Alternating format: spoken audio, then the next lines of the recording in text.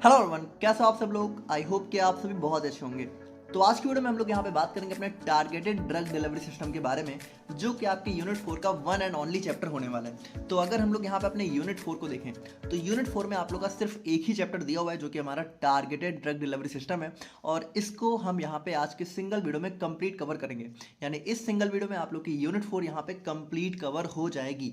अब देखो, भले भले आप लोग को लग रहा हो कि ये एक ही चैप्टर है तो बहुत छोटी सी यूनिट होगी, बट यहाँ पे ये बहुत ही लंबी यूनिट होने वाली है, क्योंकि इसके अंदर जो हमारे टॉपिक्स दिए हैं, liposomes, niosomes, nano particles, monoclonal antibodies, ये चारों के ऊपर ही हमें एग्जाम में क्वेश्चन देखने को मिलता है। स्पेशली जो हमारा लाइपोसोम है, ठीक है, इसके ऊपर हमें बहुत इंपॉर्टेंट क्वेश्चन देखने को मिल जाता है। तो ये बहुत ही लेंदी टॉपिक है, जिसमें हमें सारी चीज़ें पढ़नी है, इसका क्लासिफिकेशन, मेथड ऑफ प्रिपरेशन और उन सभी चीज़ों को। लाइपोसोम को तो हम लोग यहाँ पे बहुत ज़्यादा डिटेल में कवर करने वाले हैं, और ये आप लोग का बहुत इंपॉर्टेंट टॉपिक है। चाहे आप यहाँ पे अभी बी फार्मा पर्सपेक्टिव से देखें, चाहे आप अपने एम फॉर्म में भी अगर आप जाएंगे तो यहाँ पे भी आप लोग को ये टॉपिक बहुत डिटेल में देखने को मिलेगा।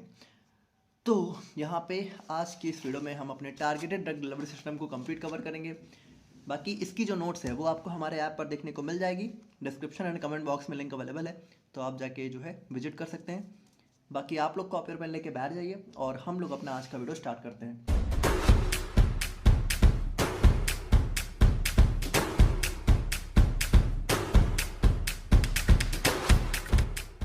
तो देखिए, अगर हम लोग यहाँ पे बात करें अपने टारगेटेड ड्रग डिलीवरी सिस्टम के बारे में, तो भाई टारगेटेड से हम लोग यहाँ पे नाम से ही समझ सकते हैं कि हमें टारगेट करना है, ठीक है, कि मतलब जहाँ पे हमें दवा का एक्शन चाहिए, हमें वहीं पे अपने ड्रग को टारगेट करना है। यानी जिस जगह हमें एक्शन चाहिए वहीं पे जो है दवा जाके अपना एक्शन शो करे। तो एक चीज़ आप लोग समझिए, आप लोग को पता है, जैसे जब भी हम लोग कोई दवा खाते हैं, ठीक है, तो दवा क्या होता है भाई, टारगेटेड का मतलब है सबसे पहले बार कि ड्रग एक्ट्स वेयर नीडेड, ठीक है, जहाँ पे दवा का एक्शन चाहिए वहीं पे एक्ट करे।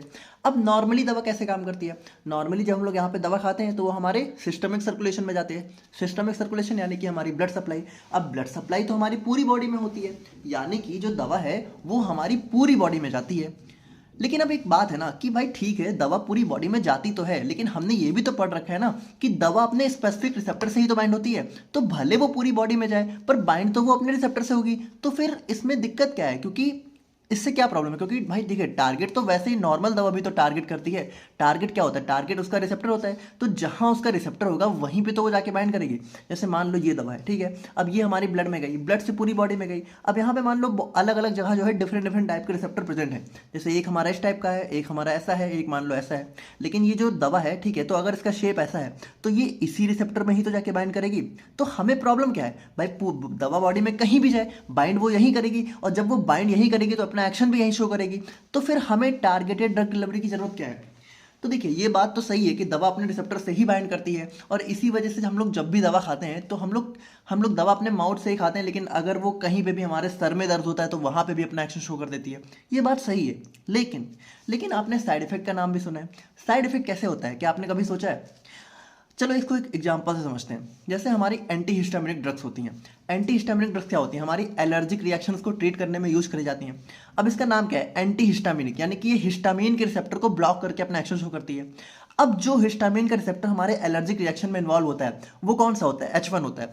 वैसे तो हमारे और भी रिसेप्टर होते हैं, लेकिन H1 रिसेप्टर ही मेनली एलर्जिक रिएक्शन में इन्वॉल्व होता है। मतलब इसी H1 रिसेप्टर पे जब हमारा हिस्टामिन बाइंड होता है तो हमारी एलर्जिक रिएक्शंस होती हैं। तो एंटी हिस्टामिनिक ड्रग्स क्या होती है, इस रिसेप्टर को ब्लॉक कर देती हैं और हमारी एलर्जिक रिएक्शंस यहाँ पे खत्म हो जाती हैं। लेकिन अब इंपॉर्टेंट बात क्या है कि ये जो H1 रिसेप्टर है ये हमें बहुत जगह देखने को मिलता है, जैसे कि हमारा नोज में, स्किन में, ब्रेन में, बहुत सारी जगह देखने को मिलता है। अब मान लो कि हमने जो एंटी हिस्टामिनिक ड्रग्स है वो हमने एलर्जिक रिएक्शंस को ट्रीट करने के लिए ली है। तो अब ये जो H1, तो एलर्जिक रिएक्शंस मेनली कहाँ होती है, हमारे स्किन पे होती है, हमारे नोज के थ्रू होती है, ठीक है। तो अब ये जो H1 रिसेप्टर हमारा स्किन और नोज में प्रेजेंट है, तो जब वहां जाके ये हमारी एंटी हिस्टामिनिक ड्रग्स बाइंड करेंगी, ठीक है, तो इसको ब्लॉक कर देंगे और हमारी जो एलर्जी है वहां से हमें रिलीफ मिल जाएगी। यानी दवा का जो काम था वो उसने कर दिया, जो हमें इफेक्ट चाहिए था वो हमें मिल जाएगा। लेकिन यहीं पे इंपॉर्टेंट चीज ये आ जाती है कि यही H1 रिसेप्टर हमें ब्रेन में भी देखने को मिलता है। और अगर ये जो एंटी हिस्टामिनिक ड्रग है, अगर ये इस H1 रिसेप्टर को ब्रेन पे जाके ब्लॉक करती हैं, तो हमें यहाँ पे कौन सा इफेक्ट देखने को मिलता है, तो हमें यहाँ पे ड्राउजीनेस देखने को मिलती है। हमें थोड़ा बहुत माइल्ड सेडेटिव इफेक्ट भी देखने को मिल सकता है। तो ड्राउजीनेस, सेडेशन मतलब कि हमें थोड़ा सा ऊंघाई या फिर आलसीपन या फिर जो है कह सकते हो एक नींद आने जैसा माहौल देखने को मिल सकता है। तो अब ये इफेक्ट तो हमें नहीं चाहिए था ना भाई। हम क्या चाह रहे थे, हम तो यही चाह रहे थे कि हमने जो यहाँ पे एंटी हिस्टामिनिक ड्रग ली है वो हमें एलर्जी से रिलीफ करे, उससे हमें ड्राउजीनेस थोड़ी चाहिए थी, हमें सेडेशन थोड़ी चाहिए था। लेकिन यहाँ पे क्या दवा ने जो है कोई गलती करी है भाई? उसने कोई गलती तो नहीं करी है, वो अपने H1 रिसेप्टर पे ही तो बाइंड हुई है। लेकिन H1 रिसेप्टर हमारा ब्रेन में भी था, हमारा नोज में भी था, हमारा स्किन में भी था, तो वो यहाँ भी बाइंड हुई, थोड़ी बहुत यहाँ भी बाइंड हो गई। तो यहाँ बाइंड होकर उसने अपना कह सकते हो जो रिस्पॉन्स चाहिए था वो दिया है ना, जो डिजायर्ड इफेक्ट था वो दिया। लेकिन जब वो यहाँ बाइंड हुई तो उसने क्या दिया, उसने साइड इफेक्ट दे दिया। तो यहाँ पे देखिए इसी तरीके से क्या होता है कि चलो एक तो ये तरीका होता है साइड इफेक्ट का, और एक और तरीका भी क्या हो सकता है कि जैसे ठीक है दवा मान लो, एक मान के चलते हैं, देखो ये चीज़ समझाने के लिए होती है कि हमारा शेप ऐसा हो तो रिसेप्टर का शेप ऐसा हो, बाकी तो अलग प्रॉपर्टीज पे डिपेंड करता है। बट अभी आप समझो, ठीक है, सिंपल समझने के लिए कि ठीक है मान लो हमारी दवा कुछ स्फेरिकल शेप की है। अब स्फेरिकल शेप की दवा है तो वो स्फेरिकल टाइप के रिसेप्टर से बाइंड होगी, है ना, इसी पे जाके बाइंड होगी, इसको एक्टिवेट करेगी और अपना रिस्पॉन्स शो करेगी। लेकिन यहाँ पे देखो चलो इस रिसेप्टर पे तो बाइंड हो जाएगी, लेकिन अगर मान लो कोई रिसेप्टर थोड़ा इस शेप का है, तो अगर इस टाइप के शेप का है तो अब ये जो स्फेरिकल दवा है ये हमारा इस रिसेप्टर के पास भी तो जा सकती है। अब देखो एक चीज़ समझना, इस रिसेप्टर के पास अगर ये दवा जाएगी तो इसको पूरी तरीके से कवर नहीं करेगी। देखो जब रिसेप्टर को पूरी तरीके से दवा कवर करती है तभी पूरा रिस्पॉन्स आता है। लेकिन अगर ये दवा जो है इस टाइप के रिसेप्टर में अगर बाइंड हो गई तो पूरी तरीके से ना सही, थोड़ा बहुत तो यहाँ पे इसको कवर करेगी, थोड़ा बहुत यहाँ पे रिसेप्टर को एक्टिवेट करेगी। और अगर थोड़ा बहुत एक्टिवेट करेगी तो क्या होगा, हमारा अनवांटेड रिस्पॉन्स आएगा, हमारा साइड इफेक्ट आएगा। तो इस तरीके से क्या होता है, इस तरीके से नॉर्मली जब हम लोग कोई दवा खाते हैं, ठीक है, तो वो हमारा जो डिजायर्ड इफेक्ट होता है वो तो देती है, लेकिन उसके साथ साथ यहाँ पे कुछ साइड इफेक्ट या फिर कुछ अनवांटेड इफेक्ट आने के भी चांस बढ़ जाते हैं, क्योंकि जो रिसेप्टर है वो हमारे पूरी बॉडी में डिस्ट्रीब्यूटेड होते हैं, या फिर थोड़ा बहुत सिमिलर टाइप के रिसेप्टर भी हमें कभी कभी देखने को मिल जाते हैं। तो इस केस में हमारा साइड इफेक्ट आने के चांसेस भी यहाँ पे थोड़ा सा बढ़ जाते हैं। तो ऐसे ही केस से बचने के लिए हम लोग क्या करते हैं, हम लोग यहाँ पे टारगेटेड ड्रग डिलीवरी सिस्टम का यूज करते हैं। अब अगर हम लोग यहाँ पे बहुत ही सिंपली समझना चाहें कि इसमें हम लोग करते क्या है, तो देखो अभी तो हम लोग बहुत डिटेल में देखेंगे, बट आप लोग सिंपली समझो कि टारगेटेड ड्रग डिलीवरी सिस्टम हम लोग करते क्या है कि जो हमारी दवा है, ठीक है, उसके साथ हम लोग यहाँ पे कैरियर अटैच कर देते हैं। अब ये जो कैरियर होता है, ठीक है, ये कैरियर के अंदर हमने जैसे दवा को समझ लो इनक्लोज कर दिया। अब ये कैरियर क्या करता है, इस दवा को, ठीक है, इस ये कैरियर हमारा इस टाइप से डिजाइन किया जाता है कि ये जो कैरियर है ये उसी जगह जाके कह सकते हो एक्टिवेट हो, या फिर जो है हमारी ड्रग को रिलीज करे जहां पे इसका एक्शन चाहिए, यानी टारगेट साइट पे जाके ही ये जो कैरियर है ये यहाँ पे ड्रग को रिलीज करे। इस तरीके से हम लोग यहाँ पे टारगेटेड ड्रग डिलीवरी सिस्टम को डिजाइन करते हैं। आई होप कि आप लोगों को एक बेसिक कॉन्सेप्ट समझ में आ गया होगा। आई नो थोड़ा लेंदी था, बट ये बेसिक कॉन्सेप्ट समझना जरूरी था। अगर ये समझ गए तो बाकी चीज़ें आप लोग जो है बहुत ईजिली समझ ही जाओगे। तो ये था हमारा इसका एक बेसिक इंट्रोडक्शन। बाकी अब हम लोग अगर थ्योरी पोर्शन को देखें तो ये हमारा एक मॉडर्न अप्रोच है जिसको डिजाइन किया जाता है ड्रग को डिलीवर करना एक स्पेसिफिक साइट पर, ठीक है, जहाँ पे उसका एक्शन चाहिए, या फिर स्पेसिफिक साइट हो सकती है, ऑर्गन हो सकता है, टिश्यू हो सकता है, ठीक है, where the action is required in conventional. अब देखो नॉर्मल डोजेज फॉर्म में क्या होता है, drug circulates throughout the body, यानी कि जो दवा है वो पूरी बॉडी में सर्कुलेट करती है जब भी हम लोग यहाँ पे उसको एडमिनिस्टर करते हैं, जिसकी वजह से कभी कभी हमें अनवांटेड इफेक्ट भी देखने को मिल जाते हैं। The main aim is to increase therapeutic efficiency and reduce side effect by minimising drug distribution to non target areas. यानी कि इसका टारगेटेड डिलीवरी सिस्टम का मेन अप्रोच क्या होता है कि भाई देखिए दवा का जहाँ एक्शन है वहीं आए, जहाँ पे उसको एक्शन नहीं देना है वहाँ वो ना जाए, ठीक है, यही इसका मेन जो है पर्पज होता है, यही इसका मेन एम होता है। अब अगर हम लोग यहाँ पे इसका कॉन्सेप्ट देखें, ठीक है, कि कैसे यहाँ पे इसमें क्या कॉन्सेप्ट अप्लाई होता है, तो इसमें देखो क्या होता है, द कॉन्सेप्ट ऑफ टीडीडीएस सबसे पहली बात इसको दिया था हमारे पॉल एरलिक्स साहब ने, ठीक है, 1902 में। और टीडीडीएस में क्या होता है, ड्रग को हम लोग यहाँ पे कैरियर सिस्टम के साथ कंबाइन कर देते हैं, ठीक है, ये जो हमारा कैरियर होता है इसके साथ हम कंबाइन कर देते हैं। अब ये कैरियर क्या हो सकता है, देखिए इस कैरियर को ही हमें बहुत डिटेल में पढ़ना है। ये कैरियर हमारा लाइपोसोम हो सकता है, नैनो पार्टिकल्स हो सकते हैं, माइक्रोस्फीयर्स हो सकते हैं, नियोसोम्स हो सकते हैं। तो इस तरीके से हमारे ये सारे कैरियर होते हैं जो कि recognise and bind specifically to the target site, ठीक है। तो ये हमारे ऐसे कैरियर होते हैं जो कि एक स्पेसिफिक टारगेट साइट को पहचान के वहीं पे ड्रग को रिलीज करते हैं। The carrier delivers the drug in a controlled and sustained manner. अब यहाँ पे बहुत इंपॉर्टेंट बात क्या है, हम लोग टारगेटेड ड्रग डिलीवरी सिस्टम को कहाँ पढ़ रहे हैं, अपने एनडीडीएस के अंदर। और एनडीडीएस का सबसे मेजर प्रिंसिपल क्या है कि जो दवा है वो यहाँ पे कंट्रोल्ड वे में रिलीज होनी चाहिए, ठीक है, कंट्रोल्ड एंड सस्टेन्ड रिलीज होनी चाहिए। यानी जो दवा है वो काफ़ी लंबे टाइम तक स्लोली यहाँ पे रिलीज होती रहेगी, जिसकी वजह से एक इफेक्टिव कंसेंट्रेशन यहाँ पे मेंटेन रहती है काफ़ी लंबे टाइम तक। और ओनली वेयर नीडेड, और जहाँ चाहिए वहीं मेंटेन होती है। तो ये हमारा अप्रोच हो जाता है टारगेटेड ड्रग डिलीवरी सिस्टम का।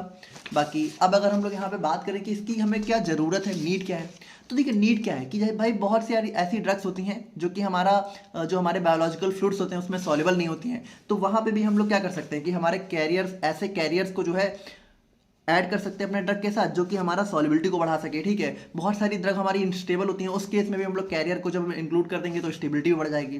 फार्माकोकाइनेटिक रीजन की बात करें तो बहुत सारी दवा क्या है कि एब्जॉर्ब ही अच्छे से नहीं होती है। अब जब दवा एब्जॉर्ब ही नहीं होगी तो बॉडी में अपना एक्शन कैसे शो करेगी, तो इस एब्जॉर्प्शन को बढ़ाने के लिए भी हम लोग यहाँ पे कैरियर्स वगैरह का यूज कर सकते हैं।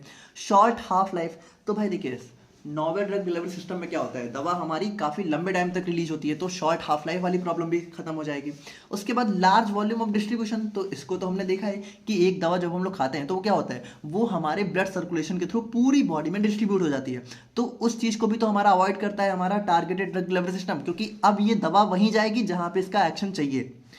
और उसके बाद फार्माकोडायनेमिक रीजन की बात करें तो लो स्पेसिफिसिटी, तो लो स्पेसिफिसिटी का मतलब वही है ना कि हमारा जो दवा है, ठीक है, तो नॉर्मली क्या होता है, नॉर्मली हमारी दवा स्पेसिफिक टारगेट को बहुत इजीली रिकॉग्नाइज नहीं कर पाती है ना, कभी कभी ऐसी जगह पे भी वो जाके अपना एक्शन दे देती है जहाँ पे उसका नहीं चाहिए।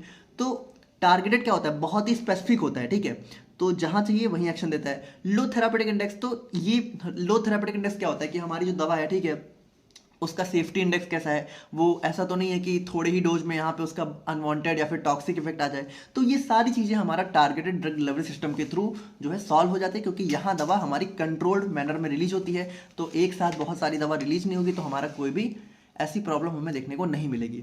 अब अगर हम लोग यहाँ पे कुछ आइडियल प्रॉपर्टीज़ की बात करें तो सबसे इंपॉर्टेंट चीज़ ये है कि जो हमारी दवा है वो टारगेट साइट पे ही रिलीज होनी चाहिए, डिलीवर होनी चाहिए। ठीक है, ड्रग की कंसेंट्रेशन हमारी थेरापेटिक विंडो के अंदर मेंटेन होनी चाहिए, मतलब ऐसा नहीं होना चाहिए कि, अब थेरापेटिक विंडो क्या होता है मैंने बहुत बार समझाया, ठीक है, मैंने पूरा थेरापेटिक ड्रग मॉनिटरिंग मैंने फार्मेसी प्रैक्टिस में एक्सप्लेन किया हुआ है, वहाँ पे बहुत डिटेल में हमने देखा है, अगर आपने नहीं देखा है तो देख लेना। बाकी थेरापेटिक विंडो क्या होता है कि एक हमारा होता है लीथ, एक हमारा होता है टॉक्सिक डोज, ठीक है, एक हमारा होता है इफेक्टिव कंसेंट्रेशन। तो इस इफेक्टिव और टॉक्सिक कंसेंट्रेशन के बीच में ही हमारी दवा यहाँ पे मेंटेन होनी चाहिए। तो ये भी हमारा इसका जो है कह सकते हो एक प्रॉपर्टी होनी चाहिए। उसके बाद जो कैरियर, भाई जो कैरियर हम लोग दवा के साथ यूज कर रहे हैं वो हमारा नॉन टॉक्सिक होना चाहिए, इम्यून रिएक्शन नहीं कॉज करनी चाहिए, और उसके बाद हमारा फिजिकली और केमिकली स्टेबल होना चाहिए। प्री मैच्योर, मतलब ऐसा ना हो कि जो दवा है, ठीक है, वो टारगेट साइट पे पहुंचने से पहले ही दवा को रिलीज कर दे, ऐसा नहीं होना चाहिए। और should give consistent performance every time, और हर बार जो कैरियर हम लोग यहाँ पे यूज कर रहे हैं तो ऐसा नहीं हो कि एक दो बार तो उसने अच्छा काम किया और बाद में फिर वो अच्छे से काम ही नहीं कर रहा है। तो ये सारी प्रॉब्लम हमारी नहीं होनी चाहिए। उसके बाद अगर हम लोग यहाँ पे एडवांटेजेस की बात करें तो एडवांटेजेस क्या होता है कि अब यहाँ पे जब हम लोग टारगेट डिलीवरी यूज कर रहे हैं तो हमें क्या होगा भाई, हमें जो टारगेट है वहां पे मैक्सिमम इफेक्ट देखने को मिलेगा। क्योंकि नॉर्मली क्या होता है, जैसे नॉर्मली जब हम लोग दवा खाते हैं तो वो पूरी बॉडी में डिस्ट्रीब्यूट होती है, तो वो कुछ ऐसी जगह पे भी, मतलब कुछ कंसेंट्रेशन दवा की ऐसी जगह चली गई जहां नहीं चाहिए, तो जो मेन टारगेट साइट है वहां पे हो सकता है दवा उतनी अमाउंट में पहुंच ही ना पाए जितनी हमें चाहिए। लेकिन जब टारगेट ड्रग डिलीवरी सिस्टम देंगे तो उसमें क्या होगा, पूरी की पूरी दवा जितनी हमने दी है वो ज़्यादा से ज़्यादा टारगेट साइट तक ही पहुंचेगी, तो मैक्सिमम इफेक्ट हमें देखने को मिलेगा। उसके बाद नॉन टारगेट टिश्यू पे लो एक्सपोजर रहेगा, ठीक है, वहां जाएगी ही नहीं।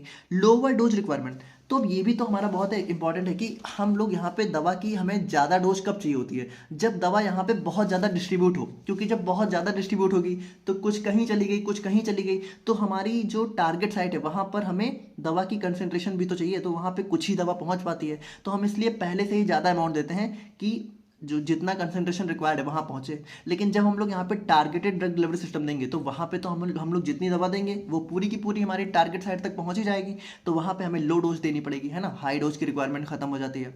पेशेंट कंप्लायंस, तो यहाँ पे भाई सिंपल सी बात है, पेशेंट को बार बार दवा नहीं लेनी पड़ेगी क्योंकि कंट्रोल्ड एंड सस्टेन रिलीज देखने को मिलेगा।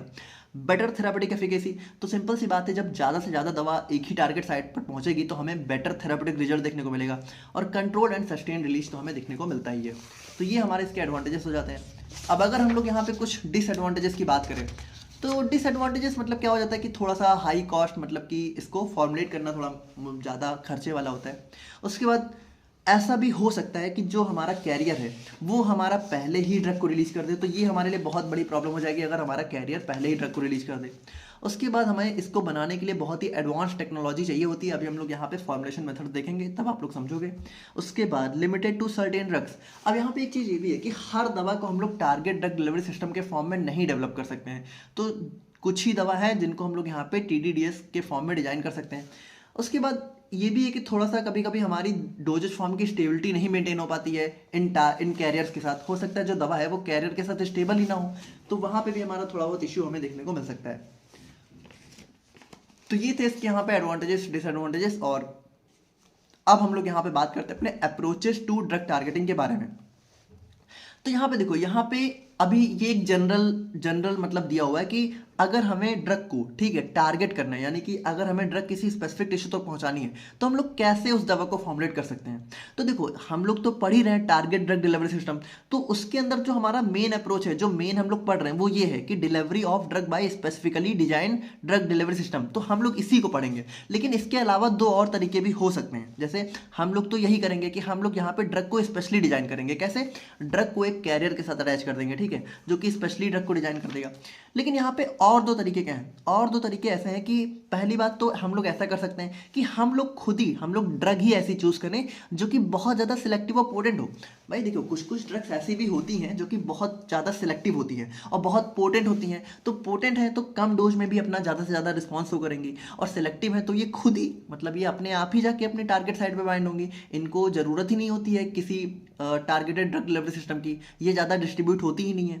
तो इस केस में हमें टारगेटेड डिलीवरी सिस्टम की ज़रूरत पड़ेगी ही नहीं। और दूसरा एक और तरीका हो सकता है कि हम लोग जो हमारा ड्रग है उसको प्रो ड्रग के फॉर्म में, ठीक है, डिजाइन करें। यानी कि जब तक वो अपने साइड पे ना पहुंचे तब तक वो इनएक्टिव फॉर्म में हो, और जब वो अपनी साइड पे पहुंच जाए तो वो एक्टिव फॉर्म में कन्वर्ट हो जाए। तो इस तरीके से भी हम लोग targeted drug delivery system design कर सकते हैं। लेकिन मेन तरीका क्या है? मेन यही है कि हम लोग यहाँ पे कैरियर उसके साथ अटैच करें और फिर ये कैरियर हमारा जो है टारगेट साइड पे जाके ड्रग को रिलीज करे। तो ये हमारा होता है। बाकी अब अगर हम लोग यहाँ पे देखें, ठीक है, कि कौन कौन सी स्ट्रेटजीज हमारी इन्वॉल्व होती हैं टारगेटेड ड्रग डिलीवरी सिस्टम में। तो स्ट्रेटजीज मतलब क्या है कि किस तरीके से हमारी जो दवा है वो टारगेट करती है, ठीक है। तो हमारी कह सकते हो 4 टाइप की मेजर स्ट्रेटजीज होती हैं। पहला होता है पैसिव टारगेटिंग, दूसरा होता है एक्टिव टारगेटिंग, थर्ड होता है इन्वर्स टारगेटिंग, एंड फोर्थ हो जाता है हमारा डुअल टारगेटिंग। एक एक करके देखते हैं, बहुत ही सिंपल है। सबसे पहला हमारा आ जाता है पैसिव टारगेटिंग। अब इस चीज को थोड़ा सा समझना आप लोग। देखो, हमारी बॉडी में एक होता है रेस सिस्टम, रेस मतलब रेटिकुलो एंडोथेलियल सिस्टम। अब ये क्या होता है? ये हमारी बॉडी का डिफेंस सिस्टम होता है। इस डिफेंस सिस्टम के अंदर क्या होता है? इस डिफेंस सिस्टम के अंदर हमारी बेसिकली WBCs होती हैं, हमारा माइक्रोफेजेस होता है, मोनोसाइट्स होती हैं। और ये हमें कहाँ कहाँ देखने को मिलता है? जनरली ये हमारा लिवर, स्प्लीन, बोन मैरो, इन सभी जगह हमारा ये सिस्टम देखने को मिलता है। मतलब ये सिस्टम क्या है? ये सिस्टम कुछ खास नहीं है, ये हमारी बॉडी का एक क्लियरिंग सिस्टम है, क्लीनिंग सिस्टम है। क्लीनिंग सिस्टम का मतलब क्या है कि ये हमारी बॉडी में जब भी कोई फॉरेन पार्टिकल्स आता है, ठीक है, कोई भी हमारी बॉडी में वायरस, बैक्टीरिया या फिर कोई भी ऐसा फॉरेन पार्टिकल एंटर करता है, तो ये माइक्रोफेजेस क्या करती हैं? इस फॉरेन पार्टिकल को इंगल्फ कर लेती हैं, इंगल्फ मतलब निगल लेती हैं, उसके बाद इसको डिस्ट्रॉय कर देती हैं। तो इस तरीके से हमारी बॉडी को क्लीन रखने का काम करती हैं, हमारी बॉडी को फॉरेन पार्टिकल्स या फिर एक्सटर्नल एनवायरनमेंट से बचाने का काम करती हैं, है ना? ऐसे समझ सकते हो आप लोग। तो ये होता है हमारा रेटिकुलो एंडोथेलियल सिस्टम। अब यहाँ पे होता क्या है कि देखो, वैसे तो ये हमारी बॉडी में फॉरेन पार्टिकल्स को क्या करता है भाई? पकड़ के और उसको खत्म करने का काम करता है। लेकिन इसी सिस्टम को हम लोग क्या करते हैं? इसी सिस्टम को हम लोग यहाँ पे अपने टारगेटेड ड्रग डिलीवरी सिस्टम के लिए भी यूज कर लेते हैं। कैसे? देखो, यहाँ पे हम लोग क्या करते हैं, जैसे ये जो सिस्टम होता है, तो इस सिस्टम के अंदर बेसिकली WBCs होती हैं, है ना, माइक्रोफेजेस वगैरह। अब ये क्या करती हैं? हमारे फॉरेन पार्टिकल्स को पहचानती है। तो हम लोग करते क्या है? जब भी हम लोग यहाँ पे ड्रग को कैरियर के साथ देते हैं, जैसे ये हमारा ड्रग है, ये हमारा कैरियर हो गया, तो जब भी हम लोग यहाँ पे ड्रग को एक कैरियर के साथ देते हैं, तो ये सिस्टम क्या करता है? ये सिस्टम जैसे इस कैरियर को देखता है, ठीक है, तो इस कैरियर को एक फॉरेन पार्टिकल की तरह ये ट्रीट करता है। तो जैसे ही कैरियर को फॉरेन पार्टिकल ये समझेगा, तो क्या करेगा? इस कैरियर को यहाँ पे ये इंगल्फ कर लेगा। अब इस कैरियर के अंदर क्या है? इस कैरियर के अंदर ड्रग है। अब मान लो कोई दवा अगर हमें जो है लिवर और स्प्लीन तक पहुंचानी है, यानी मान लो हमारे लिवर और स्प्लीन में कोई डैमेज हो गया है, कोई डिजीज है, ठीक है, और वहां पे हमें कोई दवा पहुंचानी है, तो हम लोग क्या करेंगे? हम लोग यहाँ पे इस तरीके से दवा को डिजाइन करेंगे कि जो हमारा रेटिकुलो एंडोथेलियल सिस्टम है, ये खुद ही इस दवा को पकड़ के, और यहाँ पे भाई ये जब इनको एंगल्फ करेगा तो कहाँ जाएगा भाई? ये लिवर स्प्लीन में ही तो जाता है, तो ये लिवर स्प्लीन में दवा को लेके चला जाएगा। और जब इस तरीके से क्या होगा? इस तरीके से जो दवा है वो अपने आप ही लिवर स्प्लीन में पहुंच जाएंगे, है ना, यानी कि अपने टारगेटेड साइट तक पहुंच जाएंगी बिना हमारे कुछ किए हुए। तो मतलब बेसिकली यहाँ पे भी हम लोग कैरियर तो अटैच कर ही देते हैं, लेकिन यहाँ पे बॉडी खुद ही जो है इसको लेके चली जाती है। Drug carrier automatically reaches the target side without any ligand. मतलब यहाँ पे अभी हम लोग लीगेंड को कॉन्सेप्ट पढ़ेंगे, बट आप लोग सिंपली समझो कि यहाँ पे हमारा कैरियर होता है, ड्रग होती है, वो दोनों टारगेट साइड पर पर अपने आप पहुंच जाती हैं। ये हमारा ट्यूमर और रेस ऑर्गन्स, रेस मतलब कि जो हमारे रेटिकुलो एंडोथेलियल सिस्टम के ऑर्गन्स होते हैं जैसे लिवर, स्प्लीन, लंग्स, वहाँ पे हमें देखने को मिलता है। इसमें क्या होता है, लाइपोसोम्स एंड नैनो पार्टिकल्स। देखो ये जो हमारा कैरियर हमने देखा था ना, ये जो कैरियर है ये हमारा अलग अलग टाइप का होता है। हमारा लाइपोसोम होता है, अभी हम लोग बहुत डिटेल में देखेंगे। अभी आप लोग सिंपली समझो कि ये जो कैरियर है, ठीक है, तो यहाँ पे क्या होता है कि जो हमारे रेस माइक्रोफेजेस होते हैं, यानी कि जो हमारा रेटिकुलो एंडोथेलियल सिस्टम के अंदर जो माइक्रोफेज होती हैं वो इसको क्या होता है, वो इसको यहाँ पे इंगल्फ कर लेती हैं और उसके बाद यहाँ पे हमारा जो है टारगेट साइड यानी कि लिवर, स्प्लीन, जहाँ पे भी उसको एक्शन शो करना है वहाँ पे ले जाती हैं।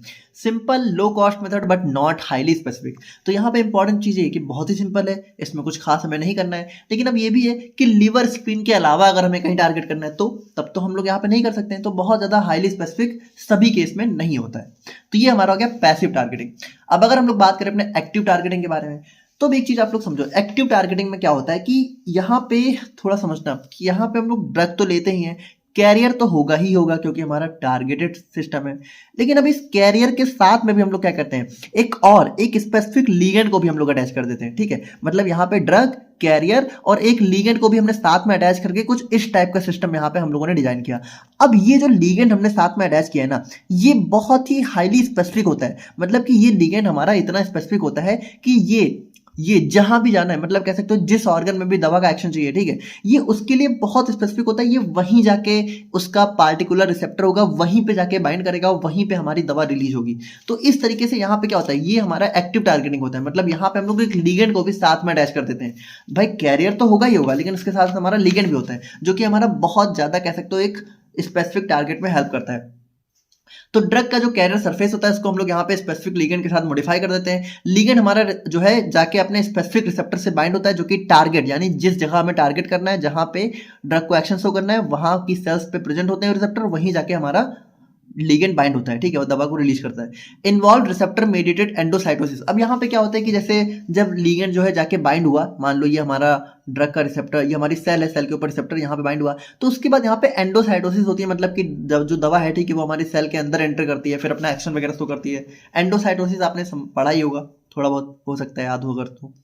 उसके बाद यहाँ पे improve selectivity and reduce side effect, तो यहाँ पे सेलेक्टिविटी काफी बढ़ जाती है। कॉमन लिगेंड्स की बात करें जिनका हम लोग यूज करते हैं तो फोलेट, ट्रांसफेरिन, एंटीबॉडीज, पेप्टाइड्स, इन सब का हम लोग यहाँ पे यूज करते हैं। बहुत ही हाईली स्पेसिफिक होता है बट कॉम्प्लेक्स होता है, एक्सपेंसिव होता है इसको प्रिपेयर करना। तो ये हमारा हो जाता है एक्टिव टारगेटिंग। अब उसके बाद हमारा नेक्स्ट आ जाता है इनवर्स टारगेटिंग। अब एक चीज आप लोग समझो, जैसे हम लोगों ने पैसिव टारगेटिंग में क्या देखा कि हमारा जो रेस सिस्टम होता है, ठीक है, वो खुद ही दवा को लेके चला जाता है। लेकिन ये दवा को कहाँ लेके जाएगा, सिर्फ लिवर, स्प्लीन, इन्हीं सब जगह तो लेके जाएगा। लेकिन अब अगर मान लो दवा को हमें इन दोनों के अलावा कहीं और पहुंचाना है, तो भाई एक चीज आप लोग समझो, जब भी हम लोग यहाँ पे ड्रग को हमारा जो है कैरियर के साथ अटैच करते हैं, ठीक है, जैसे नॉर्मली अगर दवा है नॉर्मल, ठीक है, तो नॉर्मल दवा, हमारी दवा के पार्टिकल्स बहुत ही छोटे होते हैं, उनको हमारा रेस सिस्टम डिस्टर्ब नहीं करता है, ठीक है। ऐसा नहीं होता है कि हमने नॉर्मली दवा खाई तो उनको भी हमारा जो रेस सिस्टम है वो यहाँ पे पकड़ लिया और यहाँ लेके चला गया, ऐसा नहीं होता है। लेकिन जब हम लोग यहाँ पे दवा के साथ कैरियर को अटैच कर देते हैं तो ये कैरियर यहाँ पे एक फॉरेन पार्टिकल्स की तरह वर्क करने लगता है। जैसे दवा भी फॉरेन पार्टिकल है, लेकिन दवा इस तरीके से हम लोग डिजाइन करते हैं कि वो हमारा बॉडी को, कह सकते हो बॉडी उसको फॉरेन पार्टिकल की तरह ट्रीट ना करे। लेकिन जब हमने कैरियर अटैच कर दिया तो ये कैरियर कहीं ना कहीं इस दवा को फॉरेन पार्टिकल बना देता है, फिर हमारी बॉडी इसको जो है इंगल्फ करने लगती है। अब अगर मान लो हमें जो है इस टारगेट को जो है कहीं और लेके जाना है, कहीं और किसी और ऑर्गन पे हमें इफेक्ट चाहिए, तो हमें क्या चाहिए, हम लोग दवा को इस तरीके से डिजाइन करेंगे कि जो ये माइक्रोफेजेस हैं ये इसको पकड़े ना, है ना, ये इसको ना पकड़े। तो ये कब होगा, ये तब होगा जब यहाँ पे ये इसको जो है कह सकते हो पहचान ना पाए या फिर फॉरेन पार्टिकल की तरह ट्रीट ना करे। तो यहाँ पे जो हमारा कैरियर होता है, ठीक है, तो कैरियर की सरफेस को हम लोग यहाँ पे इस तरीके से डिजाइन कर देते हैं कि वो यहाँ पे इनविजिबल हो जाता है माइक्रोफेजेस के लिए। मतलब माइक्रोफेजेस उसको देख ही नहीं पाती हैं, पहचान ही नहीं पाती हैं। यानी यहाँ पे हम लोग कह सकते हो स्टील्थ कोटिंग करते हैं। स्टील्थ मतलब छुप जाना, है ना, स्टील क्या होता है, स्टील मतलब चुरा लेना। तो यहाँ पे हम लोग कह सकते हो एक ऐसी कोटिंग कर देते हैं जो कि यहाँ पे इसको कह सकते हो छुपा देती है ना। तो ये हमारा हो जाता है कह सकते हो इनवर्स टारगेटिंग। यानी यहाँ पे हम लोग क्या करते हैं, यहाँ पे हम लोग ड्रग को ऐसे डिजाइन करते हैं जब उनको नॉन रेस टिश्यूज, देखो रेस टिश्यूज क्या है, liver, spleen, bone marrow. Non RES tissues जैसे कि ब्रेन हो गया, ट्यूमर हो गया, और भी बहुत सारे टिश्यू होते हैं, तो वहां पे अगर हमें दवा को पहुंचाना है तो हम लोग यहाँ पे इनवर्स टारगेटिंग करते हैं। कैरियर को हम लोग मॉडिफाई करते हैं ताकि हमारा रेस अपटेक अवॉइड हो सके, ठीक है। एक इनविजिबल कोटिंग कर देते हैं जिसकी वजह से हमारा नहीं पहचान पाती है माइक्रोफेज, लॉन्गर सर्कुलेशन टाइम बना रहता है और एंटी कैंसर और ब्रेन टारगेटेड टिश्यूज के लिए बेटर होता है।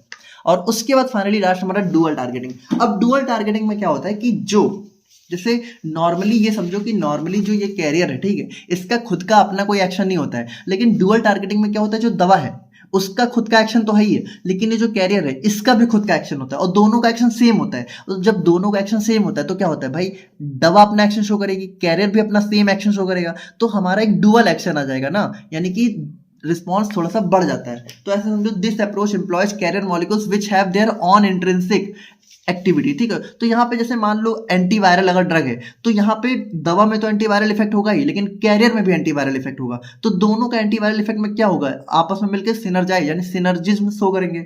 मतलब सिनर्गिज्म क्या होता है, जब यहाँ पे दो दवा का इफेक्ट मिलके बढ़ जाता है, ठीक है। तो जिसकी वजह से यहाँ पे एंटीवायरल इफेक्ट हमारा काफी ज्यादा बढ़ जाता है और हमारा जो है वायरल रेप्लिकेशन बिल्कुल ही खत्म हो जाता है और वायरस पे बहुत ही स्ट्रांग हमें अटैक देखने को मिलता है। तो ये हमारा हो जाता है डुअल टारगेटिंग। तो ये हमारे हो जाते हैं स्ट्रेटजीज इन्वॉल्व इन TDDS। और अब हम लोग यहाँ पे बात करते हैं अपने कैरियर्स यूज्ड इन TDDS के बारे में। तो यहाँ पे देखो, अब हमारा सबसे इंपॉर्टेंट पोर्शन शुरू होने जा रहा है कि कौन कौन से कैरियर्स, यानी कि ये जो कैरियर हमने यहाँ पे देखा, तो कौन कौन से कैरियर्स का यूज हम लोग यहाँ पे अपने TDDS के अंदर करते हैं। तो यहाँ पे बेसिकली हमारे 4 मेजर टाइप के कैरियर हम लोग यहाँ पे यूज करते हैं जो कि आपके सिलेबस में दे रखे हैं और इन चारों को हम लोग यहाँ पे डिटेल में देखेंगे। सबसे पहला हमारा लाइपोसोम जो कि बहुत बहुत बहुत ज्यादा इंपॉर्टेंट है, फिर हमारा नियोसोम, फिर नैनो पार्टिकल, फिर हमारा मोनोक्लोनल एंटीबॉडीज। तो सबसे पहले बात करते हैं अपने लाइपोसोम्स के बारे में। तो अगर हम लोग यहाँ पे बात करते हैं लाइपोसोम की, तो ये हमारे एक माइक्रोस्कोपिक स्फेरिकल वेसिकल होते हैं। देखो वेसिकल मतलब क्या, वेसिकल मतलब कोई भी ऐसा चीज जिसके अंदर हमारा थोड़ा सा स्पेस हो, मतलब एक वेसिकल टाइप का हो, ठीक है, एक पाउच टाइप का काम करे, एक कवरिंग टाइप का काम करे। तो भाई जो भी कैरियर होते हैं वो क्या करते हैं, ड्रग को कवर करके रखते हैं ना, तो वही चीज होती है, ये भी हमारा एक वेसिकल होता है। अब यहाँ पे इंपॉर्टेंट चीज क्या होती है कि ये जो हमारा लाइपोसोम होता है ये कैसे मिलकर बना होता है। तो हम लोग अगर इसका स्ट्रक्चर देखें ना, तो इसका स्ट्रक्चर हमें जो है कुछ इस टाइप से देखने को मिलता है। ये होता है हमारा लाइपोसोम। अब अगर आप लोग इस लाइपोसोम को देखो तो ये लाइपोसोम किससे मिलकर बना है भाई, ये मिलकर बना है हमारा फॉस्फोलिपिड की बाइलेयर से। जी हाँ, वही फॉस्फोलिपिड की बाइलेयर जो कि हमें सेल में देखने को मिलती है। यानी कि देखो, जो हमारी बॉडी की सेल होती है उसकी जो मेम्ब्रेन होती है वो किससे मिलके बनी होती है, फॉस्फोलिपिड की बाइलेयर से। तो बिल्कुल बिल्कुल सेम हमारा उसी फॉस्फोलिपिड की बाइलेयर से हमें मिलके हमारा बना होता है लाइपोसोम। यानी लाइपोसोम में क्या होता है, देखो एक फॉस्फोलिपिड ये रहा, एक फॉस्फोलिपिड ये रहा, ठीक है, ये इसकी टेल हो गई, ये इसका हेड हो गया। भाई फॉस्फोलिपिड हमारा कैसा होता है, फॉस्फोलिपिड में हमारे 2 कंपोनेंट होते हैं। एक तो हमारा होता है हेड जो कि हमारा कौन सा नेचर का होता है, हाइड्रोफिलिक, ठीक है, और जो हमारी टेल है वो हमारी कौन सी नेचर की होती है, हमारी कह सकते हो हाइड्रोफोबिक नेचर की होती है, फिर लाइपोफिलिक, ठीक है, लाइपोफिलिक बोल सकते हैं। तो यहाँ पे क्या होता है, यहाँ पे ये जो फॉस्फोलिपिड होता है ना, इसी की बाइलेयर्स, यानी एक ऊपर और एक नीचे, ठीक है। तो इस तरीके से हमारा ये लाइपोसोम मिलके बना होता है और इसके बीच में हमारा स्पेस होता है। अब एक चीज बताओ, इसका जो हेड है वो कौन सा नेचर का है, हाइड्रोफिलिक। इसकी जो टेल है वो कौन सी नेचर की है, हाइड्रोफोबिक है, या फिर कह सकते हो लाइपोफिलिक है। तो इसका जो हेड है, ठीक है, वो अंदर की तरफ है और बाहर की तरफ भी इसका हेड है। तो अब इसी के अंदर तो हमारी ड्रग होगी, यहीं पे हमारी ड्रग होगी। तो अब ये एक बात बताओ, यहाँ पे जो ड्रग है वो किस नेचर की होगी, यहाँ पे जो ड्रग है वो हमारी हाइड्रोफिलिक नेचर की होनी चाहिए, ठीक है। मतलब हाइड्रोफिलिक ड्रग को ही हम लोग यहाँ पे इसके कोर के अंदर डिजॉल्व कर सकते हैं। मतलब अगर हमें दवा को अपने लाइपोसोम के अंदर रखना है तो हमारी दवा हाइड्रोफिलिक नेचर की होनी चाहिए, क्योंकि इसका जो हेड है वो हाइड्रोफिलिक है, ठीक है। वो अगर लिपिड सॉल्युबल दवा होगी वो इसके अंदर नहीं आ पाएगी।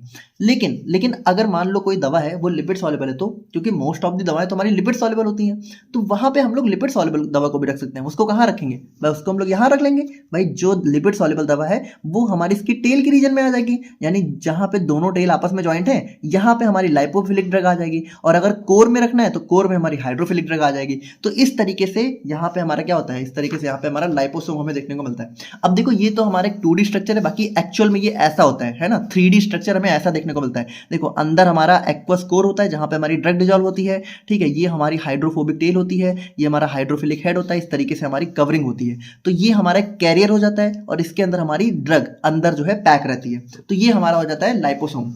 आई होप कि आप लोग समझ गए होंगे। तो यहाँ पे क्या होता है कि हमारा लिपिड बाइलेयर से मिलकर बना होता है, ठीक है, जो कि इसको सराउंड करती हैं। सबसे पहले इसको एलेक डी बंघम ने 1961 में जो है डिस्कवर किया था, डिस्क्राइब किया था, और उसके बाद हमारा वाइडली यूज होता है ड्रग डिलीवरी सिस्टम में। और उसके बाद हमारा बहुत ही स्मॉल साइज का होता है, 50 नैनोमीटर से लेके कुछ माइक्रोमीटर्स तक, और ये हमारा हाइड्रोफिलिक और लाइपोफिलिक दोनों ड्रग को इनकैप्सुलेट कर सकता है। सिंपल सी बात है, हाइड्रोफिलिक को कहाँ करेगा, बिल्कुल कोर में कर लेगा, और हमारा जो लाइपोफिलिक है उनको कहाँ करेगा, उनको इस रीजन में कर लेगा, टेल वाले रीजन में, ठीक है। तो इस तरीके से दोनों ही ड्रग को यहाँ पे ये सराउंड कर लेता है।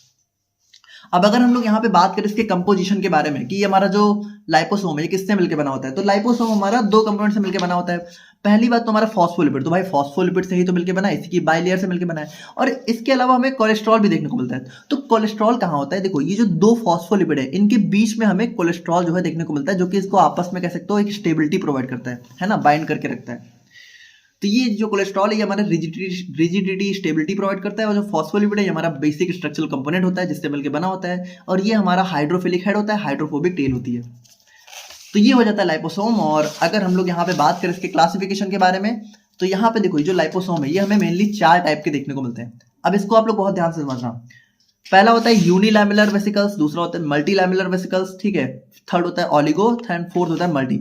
तो एक एक करके देखते हैं। यूनिलैमेलर वेसिकल्स, तो यूनिलैमेलर वेसिकल्स में क्या होता है, contain a single phospholipid layer. देखो सिंगल फॉस्फोलिपिड लेयर से मतलब है, देखो बाई लेयर तो होगी ही होगी, है ना, तो इसका मतलब है कि एक सिंगल बाई लेयर होती है सराउंडिंग एन एक्वस कोर। यानी कि देखो ये जो हमने इस तरह का स्ट्रक्चर देखा जहां पे एक सिंगल लेयर है, एक मतलब ऐसे है, ठीक है, मतलब देखो ये सिंगल ही है क्योंकि एक से तो बनेगा ही नहीं, तो मतलब बाई लेयर की बात हो रही है कि एक ही बाई लेयर है, ऐसा नहीं है कि एक बाई लेयर ऊपर है फिर एक बाई लेयर इसके अंदर भी है। तो जब एक ही सिंगल बाई लेयर होती है तो इसको हम लोग बोलते हैं यूनिलैमेलर वेसिकल्स। अब ये जो यूनिलैमेलर वेसिकल्स है ना ये भी 4 टाइप में डिवाइड, 4 फर्दर सब टाइप में होते हैं। देखो एक चीज समझना, पहले तो ये 4 सब टाइप है हमारे किसके, लाइपोसोम के। अब ये जो लाइपोसोम का पहला टाइप है इसके अंदर भी 4 सब टाइप है, बाकी तीनों के अंदर नहीं है, टेंशन ना लो, ठीक है, पहले के अंदर ही है। तो यूनिलैमेलर भी हमारा 4 सब टाइप में होता है। पहला बहुत ही सिंपल है, स्मॉल मतलब कि जो बहुत ही छोटे साइज का होता है, तो इसको हम लोग बोलते हैं स्मॉल यूनिलैमेलर वेसिकल्स। तो देखो एक चीज समझो, यूनिलैमेलर है तो होगा तो सिंगल बाई लेयर ही, तो ये स्मॉल है तो स्मॉल हो गया। फिर हमारा मीडियम आ जाता है, तो देखो मीडियम, तो मीडियम में क्या होता है, मीडियम में हमारा थोड़ा सा कह सकते हो इससे थोड़ा सा साइज बड़ा हो जाएगा, है ना, कुछ खास नहीं है। स्मॉल मतलब बहुत ही छोटा साइज, मीडियम मतलब थोड़ा बड़ा साइज, फिर हमारा लार्ज वाला थोड़ा और बड़ा हो गया, और फिर हमारा आता है जाइंट। तो जाइंट वाला देखो, जाइंट वाला हमारा थोड़ा और ज्यादा बड़ा हो जाता है, मतलब जाइंट वाला कह सकते हो बहुत बड़ा हो गया, लेकिन होगा सिंगल लेयर ही, चाहे बड़ा हो चाहे छोटा। अगर यूनिलैमेलर है तो वहां पे हमारा सिंगल लेयर होगी, बाकी साइज के अकॉर्डिंग हमारा स्मॉल हो सकता है, मीडियम, लार्ज, जायंट मतलब सबसे बड़ा, स्मॉल मतलब सबसे छोटा, फिर हमारा मीडियम और लार्ज आ जाते हैं। तो ये हमारा हो जाता है यूनिलैमेलर वेसिकल्स। फिर हमारा नेक्स्ट आ जाता है मल्टीलैमेलर वेसिकल्स। तो देखो मल्टीलैमेलर वेसिकल्स में क्या होता है, यहाँ पे हमें एक नहीं बल्कि मल्टीपल बाई लेयर देखने को मिलती है। यहाँ पे देखो, अब इस चीज को देखो, ये हमारा होता है मल्टीलैमेलर वेसिकल्स। यहाँ पे देखो क्या है, एक बाई लेयर ऊपर, ठीक है, फिर उसके नीचे एक और बाई लेयर, फिर उसके नीचे एक और बाई लेयर। तो इस तरीके से हमारी बहुत सारी, जैसे यहाँ पे अगर आप लोग इस वाले को देखो तो देखो एक बाई लेयर ये, दूसरी ये, तीसरी ये, चौथी ये, पांचवी ये, ठीक है। तो इस तरीके से मतलब कह सकते हो 5 से 6 और भी ज्यादा, मतलब कहीं कहीं 10-10 बाई लेयर भी हमें देखने को मिल सकती है। तो ये हो जाता है multilamellar vesicles. Consist of multiple concentric lipid bilayers each like an onion. जैसे ऑनियन में क्या होता है, ऑनियन में हमारी बहुत सारी परतें होती है ना, तो इसी तरीके से यहाँ पे भी हमारी बहुत सारी बाइलेयर होती है। अब एक इंपॉर्टेंट बात ये है कि हर बाइलेयर के बीच में हमारा वाटर की एक लेयर देखने को मिलती है, ठीक है, मतलब एक बाइलेयर ये है, एक बाइलेयर ये है, तो इन दोनों के बीच में देखो थोड़ा सा वाटर सॉल्युबल लेयर है, ठीक है। फिर इसके बीच में भी, इसके बीच में भी, तो यहाँ पे each bilayer encloses an aqueous layer, यानी कि हर बाइलेयर के बीच में एक एक्वस लेयर देखने को मिलेगी।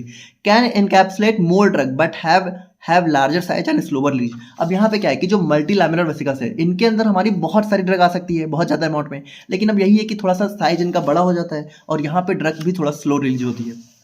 अब अगर हम लोग ऑलिगोलैमेलर वेसिकल्स की बात करें तो देखो ये ऑलिगोलैमेलर ना कह सकते हो मल्टीलैमेलर का ही एक टाइप होता है, लेकिन इसमें जो बाइलेयर है वो लिमिट कर दी जाती हैं, मतलब इसमें सिर्फ 2 से 5 बाइलेयर ही हो सकती हैं। जैसे ये हमारा हो जाता है ऑलिगोलैमेलर, तो इसमें क्या है, इसमें देखो 2 ही है ना। अब 2 के अलावा 3 भी हो सकते हैं, मान लो 2 से लेके 5 तक हैं तो ऑलिगोलैमेलर हो गया, और अगर 5 से भी ज्यादा है तो वो मल्टीलैमेलर हो गया। बाकी ऑलिगोलैमेलर भी समझ लो मल्टीलैमेलर का ही टाइप है ना, कुछ खास नहीं, इसको बस अलग से डिजाइन कर दिया गया है। तो इसके अंदर लगभग 2 से 5 लिपिड बाइलेयर हो सकती हैं। इंटरमीडिएट होता है यूनिलैमेलर और मल्टीलैमेलर के बीच में, और मॉडरेट ड्रग लोडिंग और कंट्रोल रिलीज ऑफर करता है। और उसके बाद हम लोग फाइनली बात करें अपने मल्टी वेसिकुलर वेसिकल्स के बारे में। तो यहाँ पे ध्यान से देखना, देखो एक तो हमने देखा यूनिलैमिलर जिसके अंदर सिंगल बाइलेयर, एक हमने देखा ऑलिगोलैमिलर जिसके अंदर 2 से 5 बाइलेयर, फिर हमने देखा मल्टीलैमिलर जिसके अंदर 5 से भी ज़्यादा बाइलेयर हो सकती हैं। अब आ जाता है हमारे यहाँ पे मल्टी वेसिकुलर। मल्टी वेसिकुलर्स में क्या होता है कि हमारा कह सकते हो बाई लेयर के अंदर ही जो है कह सकते हो और भी अलग अलग लाइपोसोम्स होते हैं, मतलब मल्टी वेसिकल्स। देखो एक वेसिकल के अंदर ही वेसिकल्स हैं, है ना, तो have multiple small vesicles enclosed with in a large vesicle. तो एक लार्ज वेसिकल होता है। वेसिकल मतलब क्या? वेसिकल मतलब हमारा यही लाइपोसोम, ठीक है। तो एक समझ लो बाहर बहुत बड़ा सा लाइपोसोम हो गया और इस बड़े लाइपोसोम के अंदर बहुत छोटे छोटे लाइपोसोम भी होते हैं। Provide sustain and control drug release use for long lasting formation. और इसका यूज बेसिकली हम लोग यहाँ पे बहुत ही सस्टेन और लॉन्ग लास्टिंग फॉर्मुलेशन को रिलीज करने में करते हैं। तो ये हमारा हो जाता है types of liposomes. I hope कि आप लोग समझ गए होंगे। और अगर हम लोग यहाँ पे बात करें, अब एक चीज आप लोग ध्यान से समझना, अगर मान लो ये क्वेश्चन, ठीक है, 7 नंबर में आता है या 5 नंबर में आता है, तो आप लोग क्या करोगे? आप लोग सबसे पहले इसका इंट्रोडक्शन लिख दोगे, क्लासिफिकेशन लिख दोगे, और उसके बाद अगर आपसे मेथड ऑफ प्रिपरेशन पूछा जाता है, ठीक है, तो एक सिंपल सा मेथड ऑफ प्रिपरेशन आपके लिए ये है, ठीक है, इसको आप लिख के आ जाना, आपका काम बन जाएगा, ठीक है, बहुत ही सिंपल है। लेकिन अगर ये क्वेश्चन बहुत ही लॉन्ग में आता है, 10 नंबर में आता है, 15 नंबर में आता है, तो फिर उस केस में अभी हम लोग यहाँ पे देखने वाले इसका बहुत ही डिटेल मेथड ऑफ प्रिपरेशन, जिसके अंदर हम लोग यहाँ पे जितने भी टाइप हैं इसके उन सभी को बहुत डिटेल में डिस्कस करेंगे। लेकिन ये आपको तब लिख के आना है जब क्वेश्चन बहुत लॉन्ग में आए, और अगर लॉन्ग में नहीं आता है या फिर आप अगर बिल्कुल लास्ट टाइम पे पढ़ रहे हो और अगर आप लोग जो सोच रहे हो कि बहुत जल्दी जल्दी में पढ़ लो, तो उस केस में आप लोग यहाँ पे ये वाला मेथड ऑफ प्रिपरेशन लिख के आ सकते हो, आपका काम बन जाएगा। तो इस केस में देखो क्या करते हैं भाई, मेथड ऑफ प्रिपरेशन मतलब हम लोग कैसे बनाएंगे लाइपोसोम को, ठीक है। तो सिंपली समझो हम लोग इसमें क्या करेंगे, हम लोग करेंगे लिपिड को करेंगे ऑर्गेनिक सॉल्वेंट या फिर को सॉल्वेंट में डिजोल्व कर देंगे, ठीक है। तो ये हम लोग क्या लेंगे, हम लोग एक लिपिड लेंगे। लिपिड का मतलब क्या है? लिपिड का मतलब यही है हमारा फॉस्फोलिपिड। भाई किससे मिलकर बना होता है लाइपोसोम? फॉस्फोलिपिड से। तो फॉस्फोलिपिड को हम लोग लेंगे, ऑर्गेनिक सॉल्वेंट में डिजोल्व कर देंगे, ठीक है। अब जब हमने यहाँ पे डिजोल्व कर दिया, ठीक है, तो उसके बाद हम लोग क्या करेंगे, रिमूव ऑर्गेनिक सॉल्वेंट। तो यानी कि पहले तो हमने इसको ऑर्गेनिक सॉल्वेंट डिजोल्व किया, लेकिन उसके बाद हम लोग ऑर्गेनिक सॉल्वेंट को रिमूव करेंगे। रिमूव कैसे करेंगे भाई? इवेपोरेट कर देंगे। तो इवेपोरेट करेंगे तो ऑर्गेनिक सॉल्वेंट उड़ जाएगा और हमारा बचेगा क्या? बचेगा हमारा फॉस्फोलिपिड। तो यहाँ पे हमारी लिपिड की एक फिल्म डिपॉजिट हो जाएगी, यानी फॉस्फोलिपिड की एक फिल्म डिपॉजिट हो जाएगी।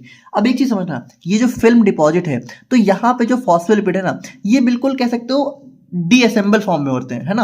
मतलब यहाँ पे ऐसा नहीं है कि बिल्कुल बाइलेयर के फॉर्म में, बाइलेयर के फॉर्म में नहीं है। समझ लो फॉस्फोलिपिड बिल्कुल ऐसे ऐसे अलग अलग हैं, ठीक है, कि ये हमारे अलग हैं, ये ऐसे अलग है, ये ऐसे मतलब ऐसे पड़े हुए हैं, ठीक है, इधर उधर। तो अब यहाँ पे एक फिल्म डिपॉजिट होगी जिसमें फॉस्फोलिपिड यहाँ पे डीअसेंबल रहते हैं। अब यहाँ पे क्या होगा, अब यहाँ पे solid lipid mixture is hydrated by using aqueous buffer. अब हम लोग क्या करेंगे, अब ये जो हमारी फिल्म है जहाँ पे हमने ऑर्गेनिक सॉल्वेंट को इवापोरेट कर दिया है, अब हम लोग वाटर को लेंगे और वाटर को इसमें डालेंगे। अब एक चीज समझना, जैसे हम लोगों ने क्या देखा कि यहाँ पे फॉस्फोलिपिड बिल्कुल ऐसे पड़े हुए हैं, ठीक है, डीअसेंबल फॉर्म में। अब जैसे ही हम लोग वाटर को डालेंगे तो हमने क्या देखा था, इसका जो यहाँ पे हेड है ये हाइड्रोफिलिक है, टेल हमारी हाइड्रोफोबिक है, हाइड्रोफोबिक है टेल। यानी कि जैसे हम लोग पानी को डालेंगे तो ये जो टेल वाला पोर्शन है ये वाटर से दूर जाना चाहेगा और ये जो हेड वाला पोर्शन है ये वाटर के पास आना चाहेगा। तो मान लो कि ये हमारा वाटर मॉलिक्यूल है, ठीक है, ये मान लो वाटर मॉलिक्यूल है। तो ये फॉस्फोलिपिड क्या होगा, ये फॉस्फोलिपिड इस तरीके से अरेंज होना स्टार्ट होगा कि इसका जो हेड है ये इसके पास आ जाए, लेकिन जो इसकी टेल है वो थोड़ी दूर रहे इससे, ये ऐसे अरेंज होना स्टार्ट होगा। तो इस तरीके से क्या होगा, ये खुद ही मतलब धीरे धीरे करके ऐसे ऐसे अरेंज होना स्टार्ट हो जाएंगे। और जब ऐसे ऐसे अरेंज होंगे तो देखो, अब जब इसकी टेल बाहर आ गई तो अब जब दूसरा वाला हमारा और भी सारे मॉलिक्यूल्स होंगे तो वो भी क्या होंगे भाई, टेल वाले से मिलना चाहेगा, तो अब वो ऐसे अरेंज होना स्टार्ट हो जाएंगे, ठीक है, वो ऐसे अरेंज होना स्टार्ट हो जाएंगे। मतलब यहाँ पे आप सिंपली समझो कि यहाँ पे जैसे ही हम लोग पानी को डालेंगे, ठीक है, जैसे हम लोग वाटर को ऐड करेंगे, हाइड्रेट करेंगे, तो क्या होगा, यहाँ पे जो फॉस्फोलिपिड बाइलेयर है वो खुद ही यहाँ पे जो है कह सकते हो फॉर्म हो जाएगी इस वाटर मॉलिक्यूल के अराउंड। और यहाँ पे वाटर मॉलिक्यूल्स कौन क्या डालेंगे भाई, इस वाटर मॉलिक्यूल में ही हमारी ड्रग भी होगी। यानी देखो यहाँ पे क्या हुआ, ड्रग अंदर हो गई और हमारा फॉस्फोलिपिड की बाइलेयर इसके ऊपर बन के तैयार हो गई। तो इस तरीके से एक जनरल मेथड ऑफ प्रिपरेशन हमें देखने को मिलता है। तो इसमें क्या होता है कि जैसे हम लोग यहाँ पे हाइड्रेट करेंगे। हाइड्रेट मतलब कि वाटर डालेंगे उसके अंदर, ठीक है। एक्वस बफर होगा। एक्वस बफर बेसिकली यहाँ पे हमारा, उसमें हमारी ड्रग वगैरह सारी चीज़ें मिक्स होंगी, ठीक है। तो हमारा लिपिड यहाँ पे इंस्टेंटली स्वेल होगा, हाइड्रेट होगा और लाइपोसोम के फॉर्म में कन्वर्ट हो जाएगा। और उसके बाद हम लोग यहाँ पे क्या कर सकते हैं, उसके बाद हम लोग यहाँ पे पोस्ट हाइड्रेशन कर सकते हैं, सोनिकेशन, फ्रीज थ्रोइंग और हाई प्रेशर एक्सट्रूशन। देखो ये सारे मेथड्स हैं जिनको अब हम लोग यहाँ पे बहुत डिटेल में यहाँ पे डिस्कस करेंगे। तो यहाँ पे देखो ये एक जनरल मेथड था। जनरल मेथड मतलब कि देखो देखा जाए ना, देखा जाए तो हम लोग लाइपोसोम बनाते ऐसे ही हैं, लेकिन अब हम लोग यहाँ पे कुछ और भी बहुत डिटेल में देखेंगे कि बनाने के बाद भी हम लोग यहाँ पे क्या क्या चीज़ें कर सकते हैं। तो उसके लिए अब हम लोग यहाँ पे पढ़ेंगे मेथड ऑफ लाइपोसोम प्रिपरेशन को बहुत ही डिटेल में। तो अगर हम लोग यहाँ पे अपने मेथड ऑफ लाइपोसोम प्रिपरेशन को बहुत ही डिटेल में देखें तो इसके अंदर हमारे दो मेथड्स आ जाते हैं। पहला हो जाता है पैसिव लोडिंग टेक्निक्स, दूसरा होता है एक्टिव लोडिंग टेक्निक्स। देखो पैसिव लोडिंग टेक्निक में क्या होता है कि जब हम लोग यहाँ पे लाइपोसोम बना रहे होते हैं उसी टाइम हम लोग यहाँ पे ड्रग को भी उसके साथ इनक्लोज कर देते हैं। जैसे अगर हमने जो अभी जनरल मेथड देखा था, इसमें क्या होता, इसमें हमने ड्रग को भी डाल दिया था। भाई ये जो एक्वस हमने वाटर डाला था बफर सोल्यूशन, इसमें ड्रग भी थी, ठीक है। तो हमने ड्रग को भी डाल दिया और ड्रग के ऊपर क्या हुआ, लाइपोसोम अपने आप फॉर्म हो गया। मतलब लाइपोसोम और ड्रग एक साथ फॉर्म हो गए। लेकिन जो हमारा एक्टिव लोडिंग टेक्निक होता है इसमें क्या होता है, इसमें लाइपोसोम हम लोग पहले बना लेते हैं और ड्रग को बाद में उसके अंदर जो है इनक्लोज करते हैं। अब ये बहुत कम ही यूज होता है आज के दिन में, सबसे ज़्यादा हमारा पैसिव लोडिंग टेक्निक से यूज होती हैं। और इसीलिए जो पैसिव लोडिंग टेक्निक है इसके अंदर भी 3 सब टाइप्स हैं। पहला हो जाता है मैकेनिकल डिस्पर्जन मेथड, दूसरा हो जाता है सॉल्वेंट डिस्पर्जन मेथड, थर्ड हो जाता है डिटर्जेंट रिमूवल मेथड। अब इन तीनों के अंदर भी हमारे बहुत सारे अलग अलग टाइप हमें देखने को मिलते हैं। जैसे मैकेनिकल डिस्पर्जन मेथड की बात करें तो इसके अंदर हमारा पहला आता है lipid film hydration by hand shaking, non hand shaking. तो यहाँ पे हम लोग देखो, अगर हम लोग देखें ना तो ये जो हमने पहला जनरल मेथड अभी देखा था ये बेसिकली हमारा यही वाला हो जाता है। यानी इसके अंदर हम लोग क्या करते हैं, लिपिड फिल्म को सबसे पहले लिपिड फिल्म बनाते हैं, फिर उसको हाइड्रेट करते हैं। अब हाइड्रेट करने के बाद हम लोग यहाँ पे कह सकते हो हैंड के थ्रू भी शेक कर सकते हैं, नॉन हैंड के थ्रू भी मैकेनिक मतलब मशीन वगैरह का यूज करके भी कर सकते हैं। तो ये हो जाता है। फिर हमारा इसके अंदर माइक्रो इमल्सिफिकेशन, सोनिकेशन, ठीक है, सोनिकेशन है। और उसके बाद French pressure cell, membrane extrusion. तो इस तरीके से करके बहुत सारे मेथड्स हमें इसके अंदर देखने को मिलते हैं। उसी तरीके से फिर यहाँ पे सॉल्वेंट डिस्पर्जन के अंदर भी बहुत सारे टाइप हैं और डिटर्जेंट रिमूवल के अंदर भी हमारे बहुत सारे मेथड हमें देखने को मिलते हैं। तो इन सब को एक एक करके हम लोग बहुत डिटेल में देखेंगे, बहुत ही सिंपल लैंग्वेज में फिगर के साथ हम लोग यहाँ पे इसको समझेंगे। तो सबसे पहले बात करते हैं अपने पैसिव लोडिंग टेक्निक के बारे में। तो बात करें हम लोग यहाँ पे पैसिव लोडिंग मेथड्स के बारे में, तो इसमें देखो क्या होता है, इसमें drug is entrap during liposome formation, यानी जब हम लोग लाइपोसोम बना लेते हैं उसी टाइम हम लोग ड्रग को भी इनक्लोज इंट्रैप कर देते हैं। और ये हमारा फर्दर 3 मेजर कैटेगरी में डिवाइड होता है, mechanical dispersion, solvent dispersion, detergent removal. तो सबसे पहले मैकेनिकल डिस्पर्जन को समझते हैं। तो जो मैकेनिकल डिस्पर्जन मेथड है इसमें हम लोग क्या करते हैं, मैकेनिकली हम लोग यहाँ पे कह सकते हो जो फॉस्फोलिपिड है उसको एक्वस फेज के साथ कह सकते हो डिस्पर्स करते हैं, ठीक है। मैकेनिकल मिलाते हैं, मैकेनिकली मतलब अपने हाथ से ही कह सकते हो डालते हैं या फिर जो है मशीन वगैरह का हेल्प करके। और इसमें क्या होता है, इसमें हमारी जो है कह सकते हो लाइपोसोम यहाँ पे ड्रग के ऊपर अपने आप ही यहाँ पे फॉर्म हो जाता है। अब इसके अंदर भी बहुत सारे मेथड होते हैं, तो इन सभी को एक एक करके समझते हैं। सबसे पहला आ जाता है लिपिड फिल्म हाइड्रेशन मेथड। अब इसको आप लोग ध्यान समझना, बिल्कुल सेम ही है जो हमने देखा था। सबसे पहले लिपिड को हम लोग ऑर्गेनिक सॉल्वेंट में डिजॉल्व करेंगे, ठीक है। तो हमने लिपिड लिया, ठीक है, फॉस्फोलिपिड लिया, उसको ऑर्गेनिक सॉल्वेंट में डिजॉल्व किया। उसके बाद सॉल्वेंट को हम लोग इवेपोरेट कर देंगे under reduce pressure, living a thin dry lipid film on flask. तो जैसे हम लोग सॉल्वेंट को इवेपोरेट करेंगे तो क्या होगा, इवेपोरेशन के बाद हमें लिपिड की एक थिन फिल्म हमें इस तरीके से देखने को मिल जाएगी। और उसके बाद हम लोग क्या करेंगे, aqueous drug solution added, film hydrates and forms multi lamellar vesicles. तो जैसे हम लोग क्या होगा, जैसे हम लोग यहाँ पे इसके ऊपर अब हाइड्रेशन करेंगे यानी कि एक्वस लेयर को ऐड करेंगे, ठीक है। तो हमारा यहाँ पे क्या होगा, लाइपोसोम अपने आप जो है असेंबल होने स्टार्ट हो जाएंगे और इस तरीके से हमें लाइपोसोम की जो है लाइपोसोम का फॉर्मेशन देखने को मिल जाएगा। बाकी इसके अंदर जनरली हम लोग बात करें तो मल्टी लैमेलर वेसिकल्स देखने को मिलते हैं। मतलब कि जो हमारा लाइपोसोम होता है वो हमें कुछ इस तरीके से इस वाले मेथड में देखने को मिलता है, ठीक है। तो ये हमारा हो जाता है लिपिड फिल्म हाइड्रेशन। और उसके बाद सेकंड हमारा आता है माइक्रो इमल्सिफिकेशन। तो देखो माइक्रो इमल्सिफिकेशन भी लगभग हमारा इसी तरीके से होता है लिपिड फिल्म हाइड्रेशन की तरह ही।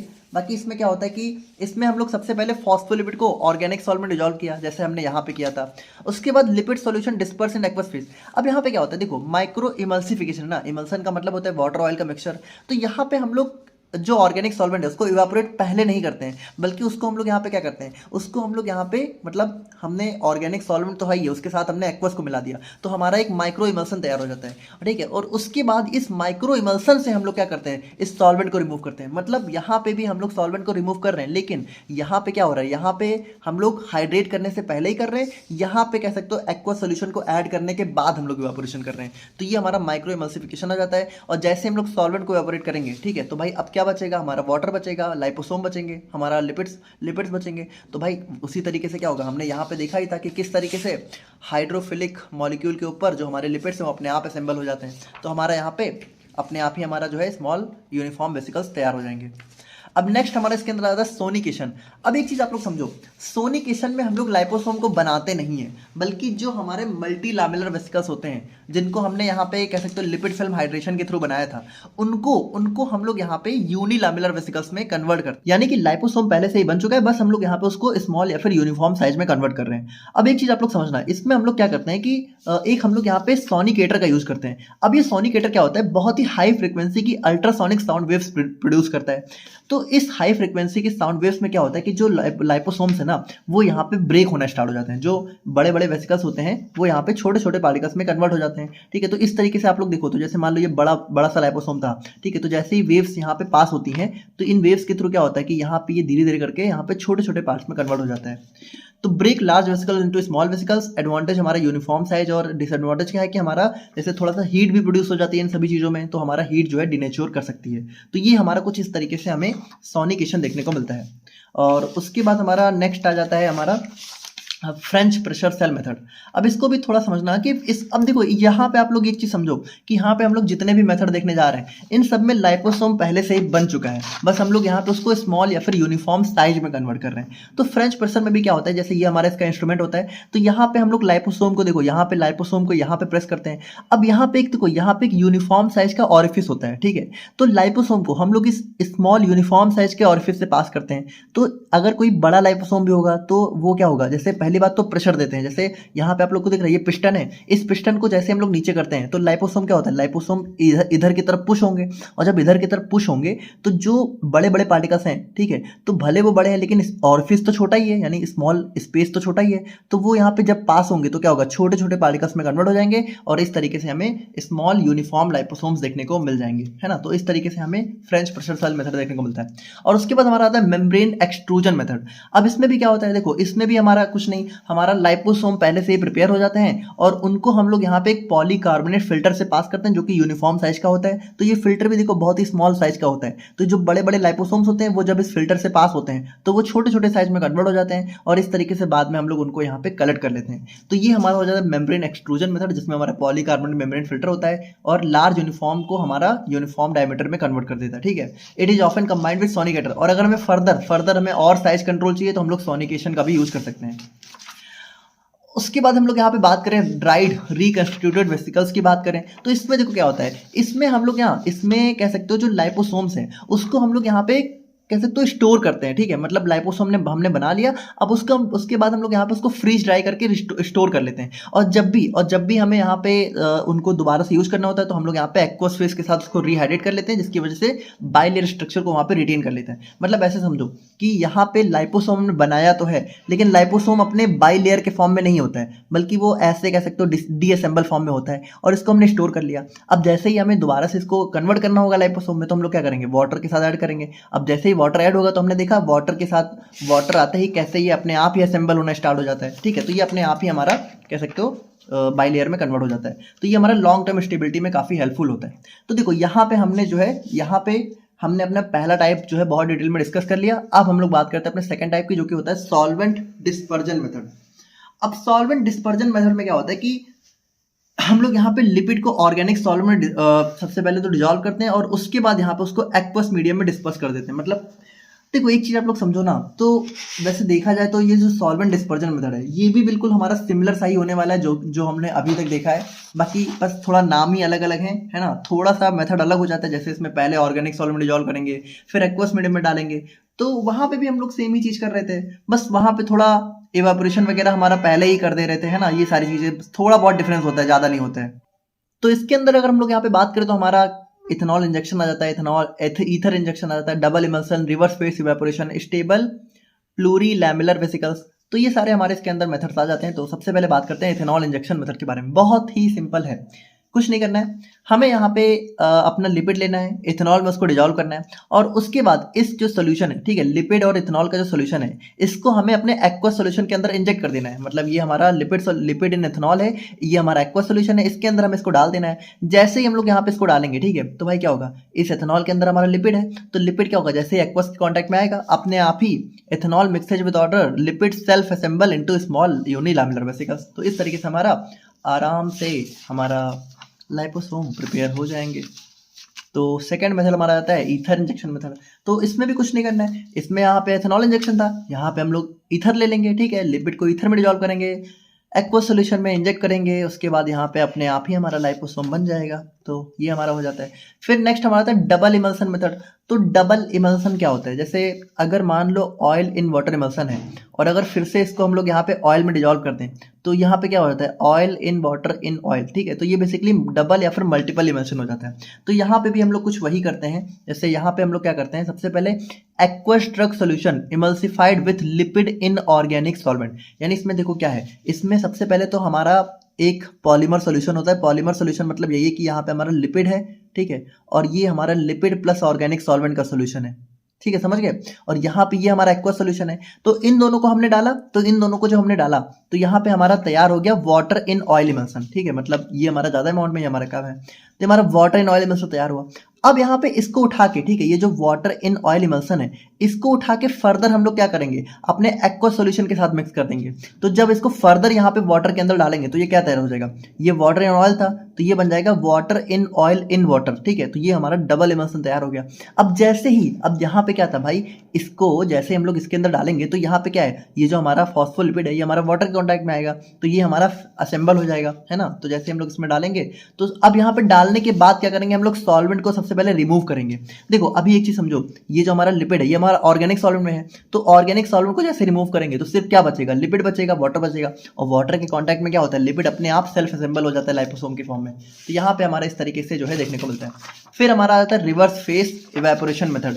अब एक चीज समझो, रिवर्स फेस इवेपोरेशन मेथड सबसे पहली बात की होता क्या है, कि जो हमारा ऑयल इन वाटर इमल्सन होता है, ठीक है, इसको हम लोग बोलते हैं नॉर्मल फेस इमल्सन, ठीक है, नॉर्मल फेस इमल्सन। और ये जो हमारा वाटर इन ऑयल इमल्सन होता है, इसको हम लोग बोलते हैं रिवर्स फेस इमल्सन। तो बेसिकली यहाँ पे रिवर्स फेस इवेपोरेशन का मतलब यही है कि हम लोग सबसे पहले तैयार करेंगे एक वाटर इन ऑयल इमल्सन, ठीक है, मतलब कि वाटर को, देखो वाटर को हम लोग ऑयल में डाल के एक इमल्सन तैयार करेंगे, और इस ऑयल में हमारा लिपिड्स ऑलरेडी डिजॉल्व होंगे, ठीक है। तो लिपिड हमारा ऑर्गेनिक सॉल्ट में डिजॉल्व होगा, बेसिकली ऑयली नेचर का होगा। अब इस वाटर को हम लोग ऑयल में डालेंगे, तो वाटर इन ऑयल इमल्सन तैयार हो गया। अब इस वाटर इन ऑयल इमल्सन से हम लोग क्या करेंगे, ऑयल को इवापोरेट कर देंगे। तो जैसे ही ऑयल को इवापोरेट करेंगे, तो क्या होगा भाई, हमारा जो लाइपोसोम है वो यहाँ पे सेल्फ असेंबल होकर तैयार हो जाएंगे। तो इस तरीके से हमें रिवर्स फेस इवापोरेशन मेथड देखने को मिलता है। और स्टेबल प्लूरी लैमिलर वेसिकल्स की बात करें, तो ये हमारा रिवर्स फेस का ही मॉडिफाइड मेथड होता है, जो कि ज्यादा स्टेबल मल्टी लैमिलर वेसिकल्स हमारा तैयार करता है। ये मोर रिजिड होता है और लॉन्ग लास्टिंग भी हमें देखने को मिलता है। तो ये हो जाता है हमारा यहाँ पे सॉल्वेंट इवेपोरेशन मेथड, ठीक है, सॉल्वेंट डिस्पर्जन मेथड। और अब हम लोग यहाँ पे फाइनली बात करते हैं अपने थर्ड टाइप की, जो कि हो जाता है डिटर्जेंट रिमूवल मेथड। अब इसमें भी अगर हम लोग देखें, बहुत ही सिंपल है। इसमें हम लोग क्या करेंगे, इसमें हम लोग यहाँ पे जो हमारा लिपिड है, ठीक है, तो लिपिड के साथ हम लोग थोड़ा सा डिटर्जेंट को मिक्स कर लेंगे, ठीक है, डिटर्जेंट। अब डिटर्जेंट आपको पता है क्या होता है, डिटर्जेंट हमारा क्या होता है, सरफेक्टेंट नेचर का होता है। और सरफेक्टेंट क्या होता है भाई, सरफेक्टेंट भी हमारा फॉस्फोलिपिड जैसा ही तो होता है। सरफेक्टेंट में क्या होता है, एक हमारा पोलर हेड होता है, एक नॉन पोलर टेल होता है, यानी कि हेड हमारा हाइड्रोफिलिक होता है, टेल हमारा लाइपोफिलिक होता है। तो यहाँ पे फॉस्फोलिपिड के अंदर भी सेम चीजें होती हैं भाई, इसके अंदर थोड़ा सा कह सकते हो टेल कुछ इस तरीके से होती है, यहाँ पे ऐसे होती है। तो यहाँ पे हम लोग एक मिक्स्ड कह सकते हो, एक मिक्स्ड माइसेले प्रिपेयर करते हैं। मतलब यहाँ पे कह सकते हो, एक हमारा ऐसे मान लो फॉस्फोलिपिड है, एक हमारा डिटर्जेंट है, एक फॉस्फोलिपिड है, एक डिटर्जेंट है, एक फॉस्फोलिपिड है, एक डिटर्जेंट है। तो ऐसे करके एक मिक्स्ड माइसिले फॉर्म होता है। और जब मिक्स्ड हमारा तैयार हो जाता है तो उसके बाद हम लोग क्या करते हैं, कुछ अपने मेथड्स को लगा के डिटर्जेंट को रिमूव कर देते हैं। भाई पहले हमने डिटर्जेंट और फॉस्फोलिपिड को मिला के एक कह सकते हो वेसिकल तैयार किया, और उस वेसिकल से बाद में हमने डिटर्जेंट को रिमूव कर दिया। और जब बाद में डिटर्जेंट रिमूव हो गया तो बचा क्या भाई, बचा हमारा लिपिड। और जो लिपिड बचा इसको ये अपने आप ही लाइपोसोम के फॉर्म में कन्वर्ट हो जाएगा। तो इस तरीके से इस मेथड में हम लोग लाइपोसोम बनाते हैं। अब डिटर्जेंट को रिमूव कैसे करेंगे, तो रिमूव करने के लिए हम लोग डायलिसिस, कॉलम क्रोमेटोग्राफी, डाइल्यूशन या फिर रिकंस्टिट्यूटेड सेंडाई वायरस इन्वेलप मेथड का यूज करते हैं।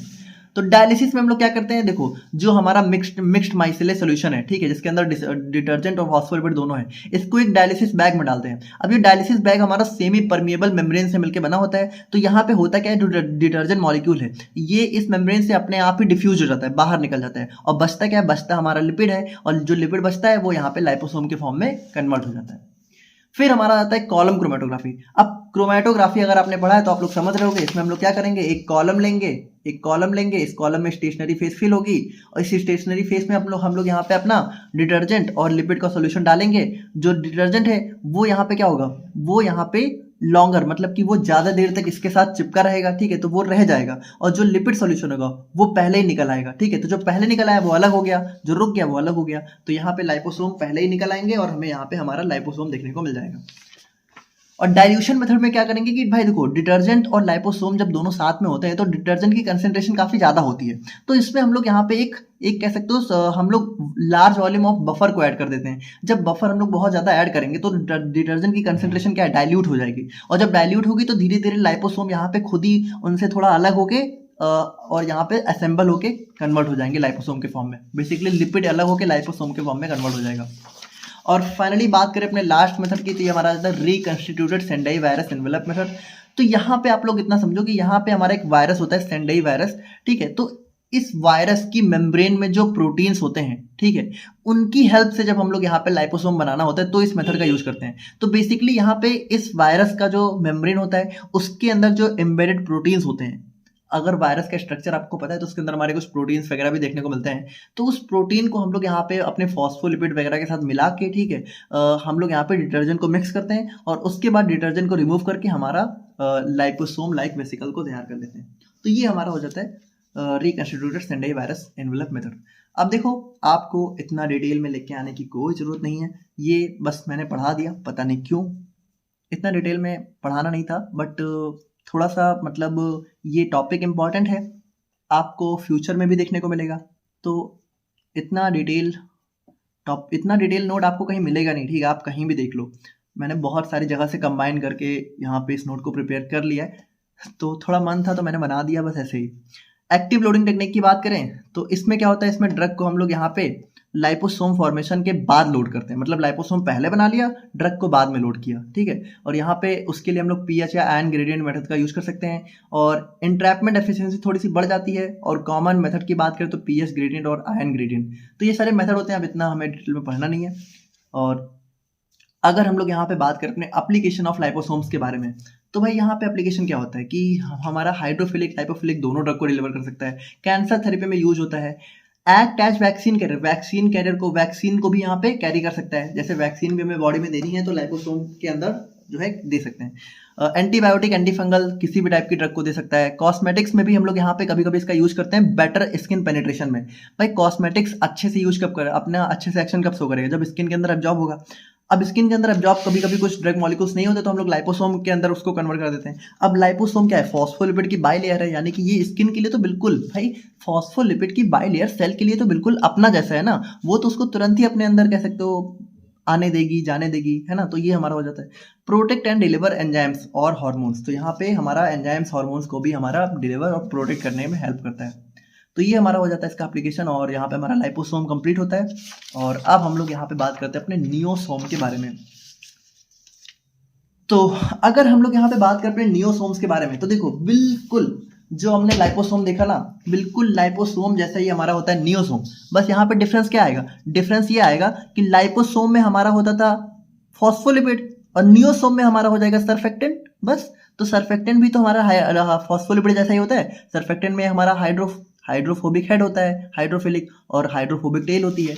तो यहाँ पे देखो जो नियोसोम होते हैं ये बेसिकली नॉन आयनिक सर्फेक्टेंट से मिलकर बने होते हैं, नॉन आयनिक सर्फेक्टेंट की बाइलेयर से मिलकर बने होते हैं। अब इनका नाम ही नियोसोम क्यों है, क्योंकि देखो नियो मतलब नॉन आयनिक, ठीक है, नॉन आयनिक सर्फेक्टेंट से मिलके जो वेसिकल्स बनते हैं उनको हम लोग बोलते हैं नियोसोम।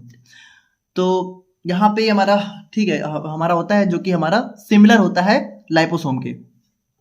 दे हैव वन और more bilayer membrane made of non ionic surfactant and cholesterol. और यहाँ पे भी हमारा कह सकते हैं नॉन आयनिक सर्फेक्टेंट की बाइलेयर होती है, बीच बीच में हमें कोलेस्ट्रॉल मॉलिक्यूल्स देखने को मिलते हैं। ये देखो ये बिल्कुल सिमिलर होने वाला है लाइपोसोम जैसे, इसमें बहुत जल्दी जल्दी हम लोग देखते हैं। कंपोजिशन की बात करें तो हमारा नॉन आयनिक सर्फेक्टेंट होता है, कोलेस्ट्रॉल होता है, एक्वस फेस होता है बीच में, और ऑप्शनल हमारा कुछ चार्ज इंड्यूसर भी हो सकते हैं जो कि चार्ज को इंट्रोड्यूस करते हैं। क्लासिफिकेशन की बात करें बिल्कुल same, small unilamellar vesicles, large unilamellar vesicles, multi lamellar vesicles.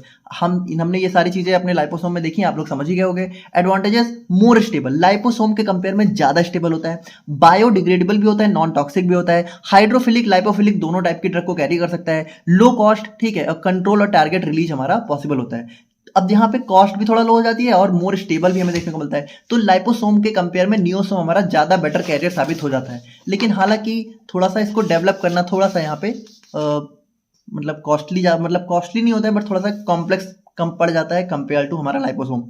Disadvantages की बात करें तो हमारा इंट्रैप ड्रग हमारा लीक होने के चांसेस बढ़ सकते हैं, और थोड़ा सा लाइपोसोम के कंपेयर में हमारा लेस इंट्रैपमेंट एफिशिएंसी होती है, मतलब लाइपोसोम ज्यादा अच्छे से इंट्रैप कर लेता है ड्रग को कंपेयर टू हमारा नियोसोम।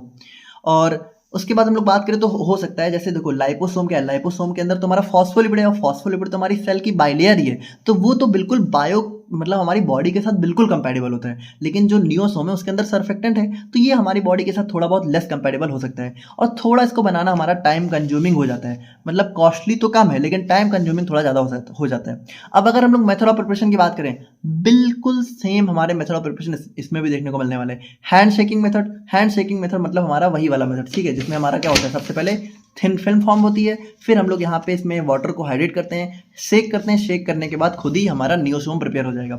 रिवर्स फेस इवापोरेशन, इसको भी हमने देखा। ईथर इंजेक्शन मेथड, इसको भी हमने देखा। सोनिकेशन, इसको भी हमने देखा, ठीक है, सोनिकेशन को भी। और उसके बाद हमारा यहाँ पे बबल मेथड, तो बबल मेथड थोड़ा सा यहाँ पे नया है तो इसको भी देख लेते हैं। तो हैंड शेकिंग में क्या होगा, surfactant and cholesterol dissolve in organic solvent evaporated to form thin film, और फिर हम लोग यहाँ पे इस फिल्म को हाइड्रेट कर देते हैं। हाइड्रेट होने के बाद यहाँ पे मल्टी लैमेलर नियोसोम फॉर्म हो जाते हैं। रिवर्स फेस इवापोरेशन में क्या होगा, हमारा एक्वस फेस को ऐड करेंगे सर्फेक्टेंट में, कोलेस्ट्रॉल में, ठीक है। उसके बाद water in oil emulsion form होगा जो कि रिवर्स फेस इमल्सन होता है। सॉल्वेंट को इवापोरेट करेंगे, यूनिलैमेलर नियोसोम फॉर्म हो जाएगा।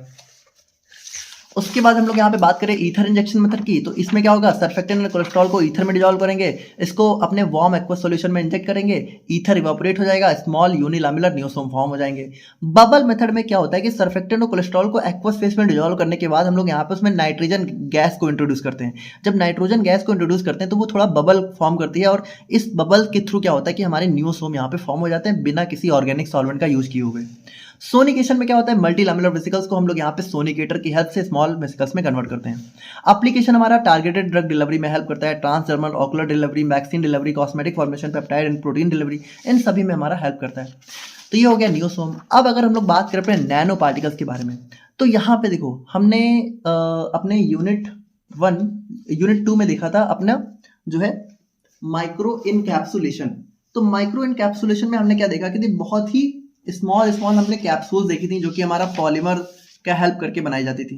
तो बिल्कुल उसी टाइप का हमारा अप्रोच यहाँ पे हमें देखने को मिलने वाला है। नैनो पार्टिकल्स बेसिकली क्या होते हैं, नैनो पार्टिकल्स में हम लोग क्या करते हैं कि जो हमारा ड्रग है, ठीक है, ड्रग हमने लिया और ड्रग को हम लोग यहाँ पे एक पॉलीमर मैट्रिक्स के साथ कह सकते हो डिजॉल्व करके बहुत ही स्मॉल पार्टिकल्स में कन्वर्ट कर देते हैं, ठीक है। मतलब कि ये बहुत ही स्मॉल पार्टिकल्स होते हैं और इन पार्टिकल्स में क्या होता है, हमारा पॉलीमर मैट्रिक्स होता है और ड्रग इसके अंदर डिजॉल्व होती है। तो इसी चीज को हम लोग बोल देते हैं नैनो पार्टिकल्स। तो nano particles are colloidal carriers with particle size ranging from 10 to 10,000 nanometre. They are used to deliver drug in a control and target manner. The drug may be dissolved, entrapped, encapsulated और absorbed onto the nano particle matrix। अब एक चीज आप लोग समझो, हो सकता है कि जो ड्रग है, ठीक है, वो इस मैट्रिक्स में पूरी तरीके से डिजॉल्व हो सकता है कि वो यहाँ पे इस मैट्रिक्स के अंदर ऐसे इनक्लोज हो सकता है वो यहाँ पे इनकैप्सुलेट, मतलब यही चीज है इनकैप्सुलेट हो, ठीक है, और यहाँ फिर हो सकता है वो यहाँ पे एब्जॉर्ब हो, ठीक है, इसके सरफेस मतलब इसके अंदर पूरा एब्जॉर्ब हो। तो इस तरीके से यहाँ पे ड्रग हमें जो है इस नैनो पार्टिकल मैट्रिक्स में देखने को मिल सकती है। अब अगर हम लोग क्लासिफिकेशन की बात करें तो क्लासिफिकेशन हमारा दो टाइप का होता है, एक होता है नैनोस्फेयर, एक होता है नैनो कैप्सूल मेनली। तो नैनोस्फेयर क्या होता है? नैनोस्फेयर में ऐसे समझो कि एक बॉल समझ लो, ठीक है। नैनोस्फेयर एक पूरी बॉल है जिसके अंदर भी हमारी ड्रग है और बाहर भी ड्रग है और हमारा पॉलीमर मैट्रिक्स भी है, ठीक है। मतलब उसमें पूरी हर जगह ड्रग यहाँ पे कह सकते हो यूनिफॉर्मली डिजॉल्व रहती है। और नैनो कैप्सूल क्या होता है? नैनो कैप्सूल समझ लो एक हॉलो कैप्सूल है, ठीक है। तो इस कैप्सूल की जो आउटर लेयर है उसमें वो हमारी बनी है पॉलीमर मेम्ब्रेन से, और इस कैप्सूल के अंदर हमारी ड्रग हमें जो है कह सकते हो देखने को मिलती है। तो यहाँ पे क्या होता है? Drug confined to a core surrounded by a polymeric shell, ठीक है। तो एक पॉलीमरिक सेल होती है, इसके कोर में हमारी ड्रग हमें देखने को मिलती है। तो ये हो जाता है नैनोस्फीयर और नैनो कैप्सूल। और अगर हम लोग यहाँ पे इसके एडवांटेजेस की बात करें तो ये भी हमारा bio availability of poorly soluble drug को बढ़ा देता है, controlled and sustain release provide करता है, टारगेटेड ड्रग डिलीवरी हमारा देखने को मिलती है। देखो ये सारी चीज़ें आप लोग समझ ही रहे होगे, ठीक है। हमारा टारगेटेड ड्रग डिलीवरी के एडवांटेज डिसएडवांटेज ही हैं। थोड़ा सा यहाँ पे इसका कॉस्ट ऑफ प्रिपरेशन हाई होता है, मैन्युफैक्चरिंग प्रोसेस कॉम्प्लेक्स होती है, टॉक्सिसिटी की पॉसिबिलिटी भी हो जाती है क्योंकि देखो इसका साइज बहुत ही स्मॉल है, तो ये हमारी बॉडी में एक्यूमुलेट हो सकता है ना, इकट्ठा हो सकता है। तो वहाँ पर टॉक्सिसिटी भी पॉसिबल है और स्टेबिलिटी इशू भी हमें कभी कभी देखने को मिल जाता है। अब अगर हम लोग मेथड ऑफ प्रिपरेशन की बात करें तो भाई देखिए हमें इसमें क्या करना है, यहाँ पे हमें अपने पॉलीमर और ड्रग को मिक्स करना है, ऐसे समझो। तो यहाँ पे हमें इनकी क्रॉस लिंकिंग करानी है, ठीक है। मतलब कि पॉलीमर, ठीक है, पॉलीमर प्लस ड्रग की हमें करानी है क्रॉस लिंकिंग। तो इसके लिए हम लोग क्या कर सकते हैं कि हम लोग यहाँ पे क्रॉस लिंकिंग हम लोग यहाँ पे एम्पीफिलिक माइक्रोमोलिक्यूल्स की हेल्प से भी कर सकते हैं। एम्पीफिलिक मतलब जिनके अंदर लिपिड और हाइड्रोफिलिक दोनों नेचर होता है। फिर हम लोग वाटर एंड ऑयल इमल्सन में क्रॉस लिंकिंग कर सकते हैं। अभी हम लोग इसको और डिटेल में देख रहे हैं, बट आप लोग अभी सिंपली समझो, ठीक है। केमिकल डिहाइड्रेशन कर सकते हैं। देखो केमिकल डिहाइड्रेशन में क्या होता है, अच्छा चलो इसको हम लोग थोड़ा थोड़ा समझ लेते हैं क्योंकि इसको डिटेल में हम लोग नहीं देखने वाले हैं, बस इसको क्रॉस लिंकिंग मेथड को देख लेते हैं। जैसे क्रॉस लिंकिंग मेथड को हम लोग देखें तो यहाँ पे देखो क्या होगा, used for preparing nano particles from natural polymers, यानी कि नेचुरल पॉलीमर्स का यूज करके नैनो पार्टिकल्स बनाएंगे। Involve joining polymer chains by chemical और physical cross linking to form a stable network. यानी यहाँ पे क्या होता है, जैसे मान लो ये हमारा पॉलीमर है, ठीक है। ये हमारे बहुत सारे इस तरीके से पॉलीमर्स हैं। तो इन पॉलीमर्स को आपस में ज्वाइन करके हमें जो है एक इनका स्फीयर बनाना है, इनका चेन बनाना है, ठीक है। तो उसके लिए हमें इनको ज्वाइन करना पड़ेगा ना, तो ज्वाइन करने के लिए हम लोग इसकी क्रॉस लिंकिंग कराते हैं to form a stable network. Cross linking कराने के लिए हम लोग कुछ एजेंट्स का भी यूज कर सकते हैं, जैसे कि हमारा ग्लूटर एल्डिहाइड, ठीक है, और हमारा फॉर्मेल्डिहाइड हो गया। Can be done in aqueous और emulsion system, produce biodegradable and biocompatible nano particles suitable for drug delivery. अब इसके कौन कौन से मेथड हैं, तो देखो सबसे पहला मेथड है एम्पीफिलिक माइक्रोमोलिक्यूल्स। तो अगर हम लोग यहाँ पे एम्पीफिलिक यानी कि जिनके अंदर सॉलिड और लिपिड दोनों का नेचर होता है उनकी प्रेजेंस में करा रहे हैं, तो ये हमारा ये हो गया। उसके बाद वाटर इन ऑयल इमल्सन के अंदर अगर हम लोग यहाँ पे कह सकते हो अपने पॉलीमर्स को डिजॉल्व करके उनकी क्रॉस लिंकिंग करा रहे हैं, तो हमारा सेकंड मेथड के अंदर आ गया।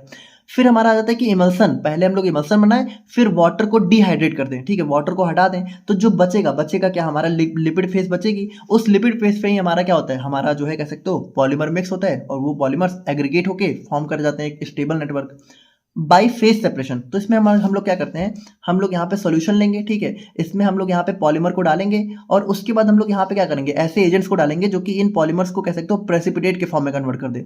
तो जब प्रेसिपिटेट के फॉर्म में कन्वर्ट होगा तो क्या होगा भाई, इनका एक स्टेबल नेटवर्क बन जाएगा और यहाँ पे सेपरेट हो जाएंगे ना भाई। पहले क्या होगा, पहले ये बिल्कुल फॉर्म करके सोल्यूशन बना लेंगे, लेकिन फिर हम लोग जैसे ही कोई अपना जो है कह सकते हो क्रॉस लिंकिंग एजेंट डालेंगे तो वो इनकी क्रॉस लिंकिंग कराएगा और इनको यहाँ पे प्रेसिपिटेट के फॉर्म में कन्वर्ट करके सेपरेट कर देगा। तो यहाँ पे फेस सेपरेशन हो गया। और पीएच इंड्यूस्ड यानी कि पीएच को चेंज करके अगर हम लोग यहाँ पे क्रॉस लिंकिंग करा रहे हैं तो पीएच इंड्यूस्ड एग्रीगेशन हो गया। और पॉलीमराइजेशन मेथड में क्या होता है कि इसमें पहले हम लोग पॉलीमर डायरेक्टली नहीं लेते हैं बल्कि मोनोमर को लेते हैं और मोनोमर से हम लोग पॉलीमर बनाते हैं, ठीक है, और फिर यहाँ पे उनको एग्रीगेट करके हमारा नैनो पार्टिकल्स में कन्वर्ट कर देते हैं। तो ये हमारा हो जाता है पॉलीमराइजेशन मेथड।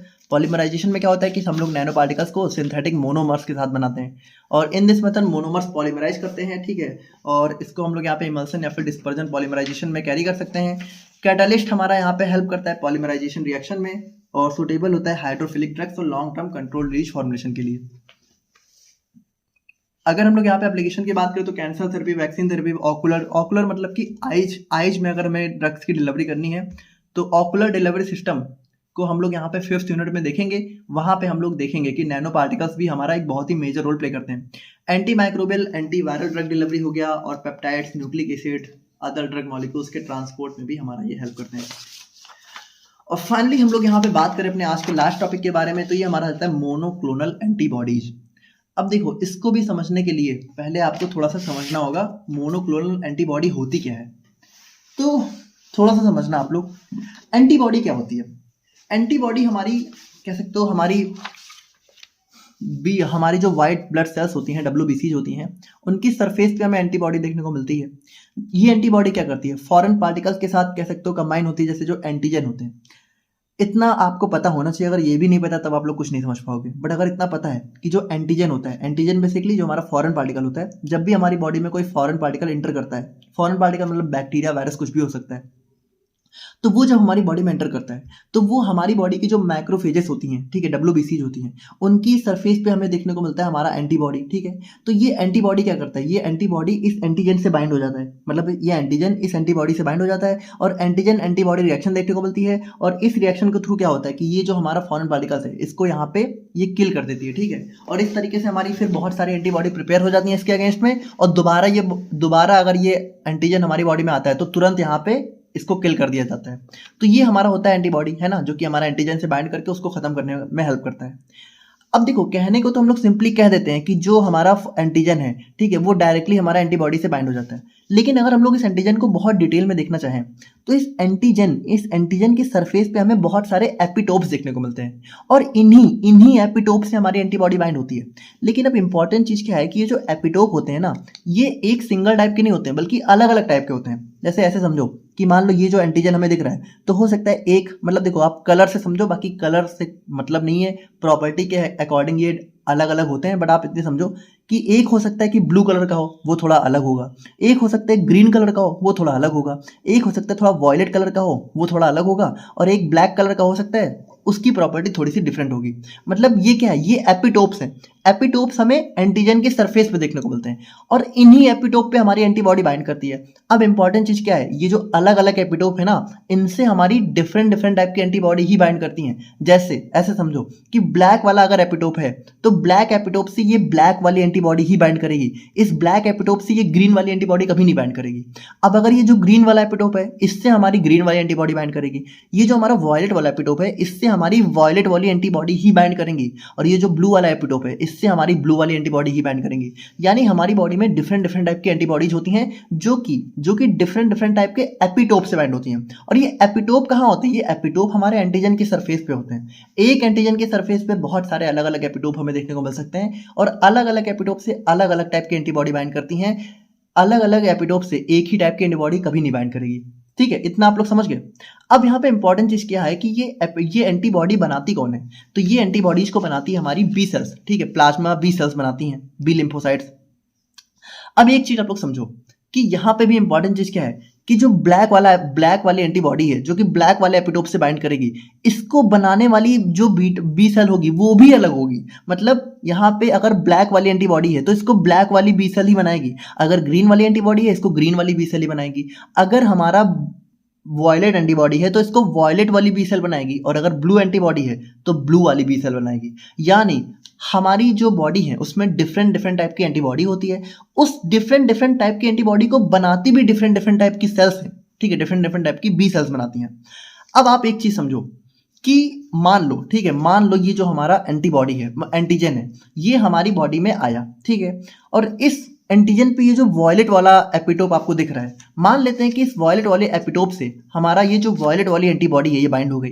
अब अगर ये वॉयलेट वाली एंटीबॉडी बाइंड हुई है तो वॉयलेट एंटीबॉडी को बनाता कौन है, हमारा वॉयलेट वाली बी सेल, तो ये इसी की सरफेस पे हमें देखने को मिलेगी। ठीक है, तो मान लेते हैं कि जैसे ही यहाँ पे मान लेते हैं कि एपिटोप आया, इस वॉयलेट वाली एपिटोप से वॉयलेट वाली एंटीबॉडी बाइंड हुई, जो कि वॉयलेट वाली बी सेल के ऊपर देखने को मिलती है। अब होता क्या है, जैसे ही एंटीजन और एंटीबॉडी की बाइंडिंग होती है तो हमारी जो बी सेल है वो एक्टिवेट हो जाती है। ठीक है, तो ये जो बी सेल है अब ये हो गई एक्टिवेट, और जैसे ही एक्टिवेट होगी ना, अब ये रेप्लिकेट करना स्टार्ट कर देगी। मतलब ये जो बी सेल है ये अपना कह सकते हो मल्टीप्लाई होना स्टार्ट हो जाएगी। ठीक है, मतलब ये और भी बी सेल बनाने लगेगी।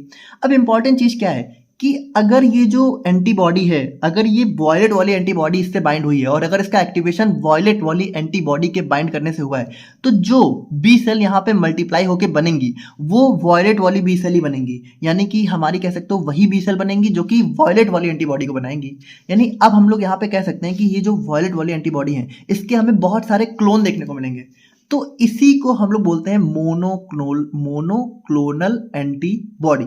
तो मोनोक्लोनल एंटीबॉडी क्या है? जो कि एक स्पेसिफिक टाइप के एपिटोप से बाइंड होती हैं और इस एक स्पेसिफिक टाइप की बी सेल उनको बनाती हैं। तो इस स्पेसिफिक टाइप के बी सेल के क्लोन से जो एंटीबॉडी बनती है उनको हम लोग बोलते हैं मोनोक्लोनल एंटीबॉडी। देखो, क्लोन मतलब कॉपी, कॉपी मतलब कि ये जो बी सेल है जब ये अपनी बहुत सारी कॉपियां बनाता है, ठीक है, तो जब ये अपनी स्पेसिफिक यानी कि ये जो वॉयलेट वाली है जब इसी ने अपनी बहुत सारी कॉपी बनाई और इनसे जो जो एंटीबॉडी बनेगी तो उनको हम लोग बोलेंगे मोनोक्लोनल एंटीबॉडी। अब अगर मान लो एक हमारी बी सेल मल्टीप्लाई हुई, एक हमारी ग्रीन सेल मल्टीप्लाई हो रही है, अब इन दोनों से जो एंटीबॉडी बनेगी, जैसे इन चारों एंटीबॉडी को साथ में हम लोग बोलेंगे मल्टीक्लोनल, ठीक है, पॉलीक्लोनल एंटीबॉडी। और ये जो एक ही टाइप की जो हमारी एंटीबॉडी है अगर इसकी बहुत सारी कॉपी हमारी बन रही है, ठीक है, multiple clone of single cell of B, ठीक है, सिंगल बी सेल, तो इसको हम लोग बोलेंगे मोनोक्लोनल एंटीबॉडी। देखो, अगर आप थोड़ा सा ध्यान से सुनोगे और कॉपी लेके के बैठोगे तभी आपको ये कॉन्सेप्ट समझ में आएगा, वरना तो इतना कंफ्यूज हो गया होगे आप लोग कि कुछ समझ में ही नहीं आया होगा। तो अगर कुछ नहीं समझ में आया तो कोई बात नहीं, अगर समझ में आ गया तो अच्छी बात है और नहीं समझ में आया तो इसको छोड़ देना, ठीक है, थोड़ा सा कॉम्प्लेक्स है।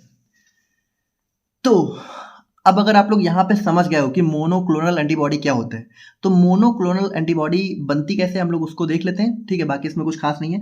तो मोनोक्लोनल एंटीबॉडी हमारी लैबोरेटरी प्रोड्यूस्ड एंटीबॉडी होती है। अब यहाँ पे देखो, एक चीज आप लोग समझो कि भाई हम लोग अपनी बॉडी के अंदर इसको, अच्छा, मोनोक्लोनल एंटीबॉडी हम लोग क्यों पढ़ रहे हैं, एक चीज आप लोग समझो, इसको हम लोग कहाँ पढ़ रहे हैं? अपनी ड्रग कैरियर्स के अंदर, ठीक है। तो कैरियर मतलब कि इसको हम लोग यहाँ पे दवा को फॉर्मुलेट करने में यूज करेंगे ना, तो यानी कि हमें इसे लैब में बनाना होगा, लेकिन इस तरीके से तो बॉडी के अंदर बनेंगे, तो लैब में कैसे बनाएंगे तो वो भी अभी हम लोग देखेंगे। बट आप लोग सिंपली समझो कि हम लोग इनको यहाँ पे लैब में बनाते हैं, that come from a single clone of B lymphocyte, यानी कि एक सिंगल टाइप के बी लिम्फोसाइट के क्लोन से जो एंटीबॉडी मिलती हैं वो हमारी होती है मोनोक्लोनल एंटीबॉडी। ये हमारी आइडेंटिकल होती हैं and recognise only one specific antigen site, यानी कि एंटीजन के अंदर बहुत सारी साइट होती हैं, साइट मतलब एपिटोप, ठीक है, तो ये किसी एक स्पेसिफिक एपिटोप को ही टारगेट करती है। यानी कि आप इतना तो समझ चुके हो ना कि ये हमारा बहुत हाईली स्पेसिफिक होती हैं।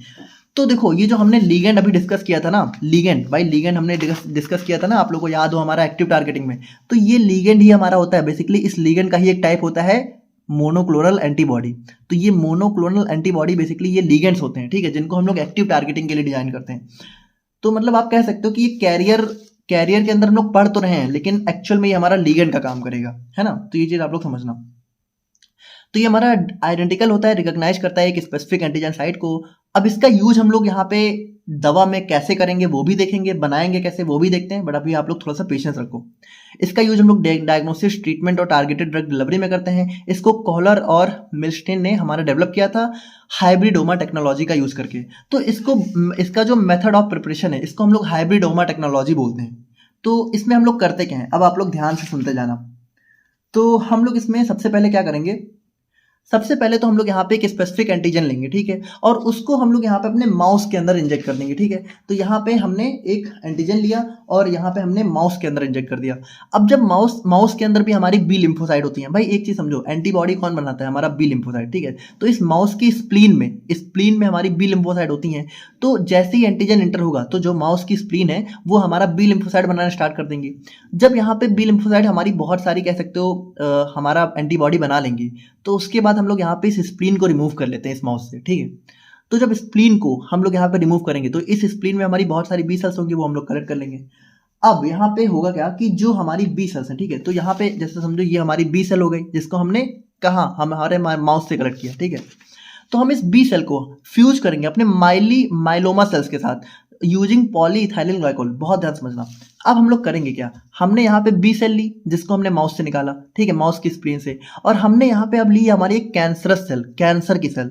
अब कैंसर की सेल के अंदर प्रॉपर्टी क्या होती है, कैंसर सेल के अंदर हमें अनलिमिटेड ग्रोथ देखने को मिलती है ना, अनलिमिटेड सेल डिवीजन, यानी ये यहाँ पे कह सकते हो जब एक सेल डिवाइड करती है तो बहुत सारी सेल्स में कन्वर्ट होती जाती है। और ये बी सेल क्या है, ये हमारी वो सेल है जो कि हमारा एंटीबॉडी बनाने वाली है।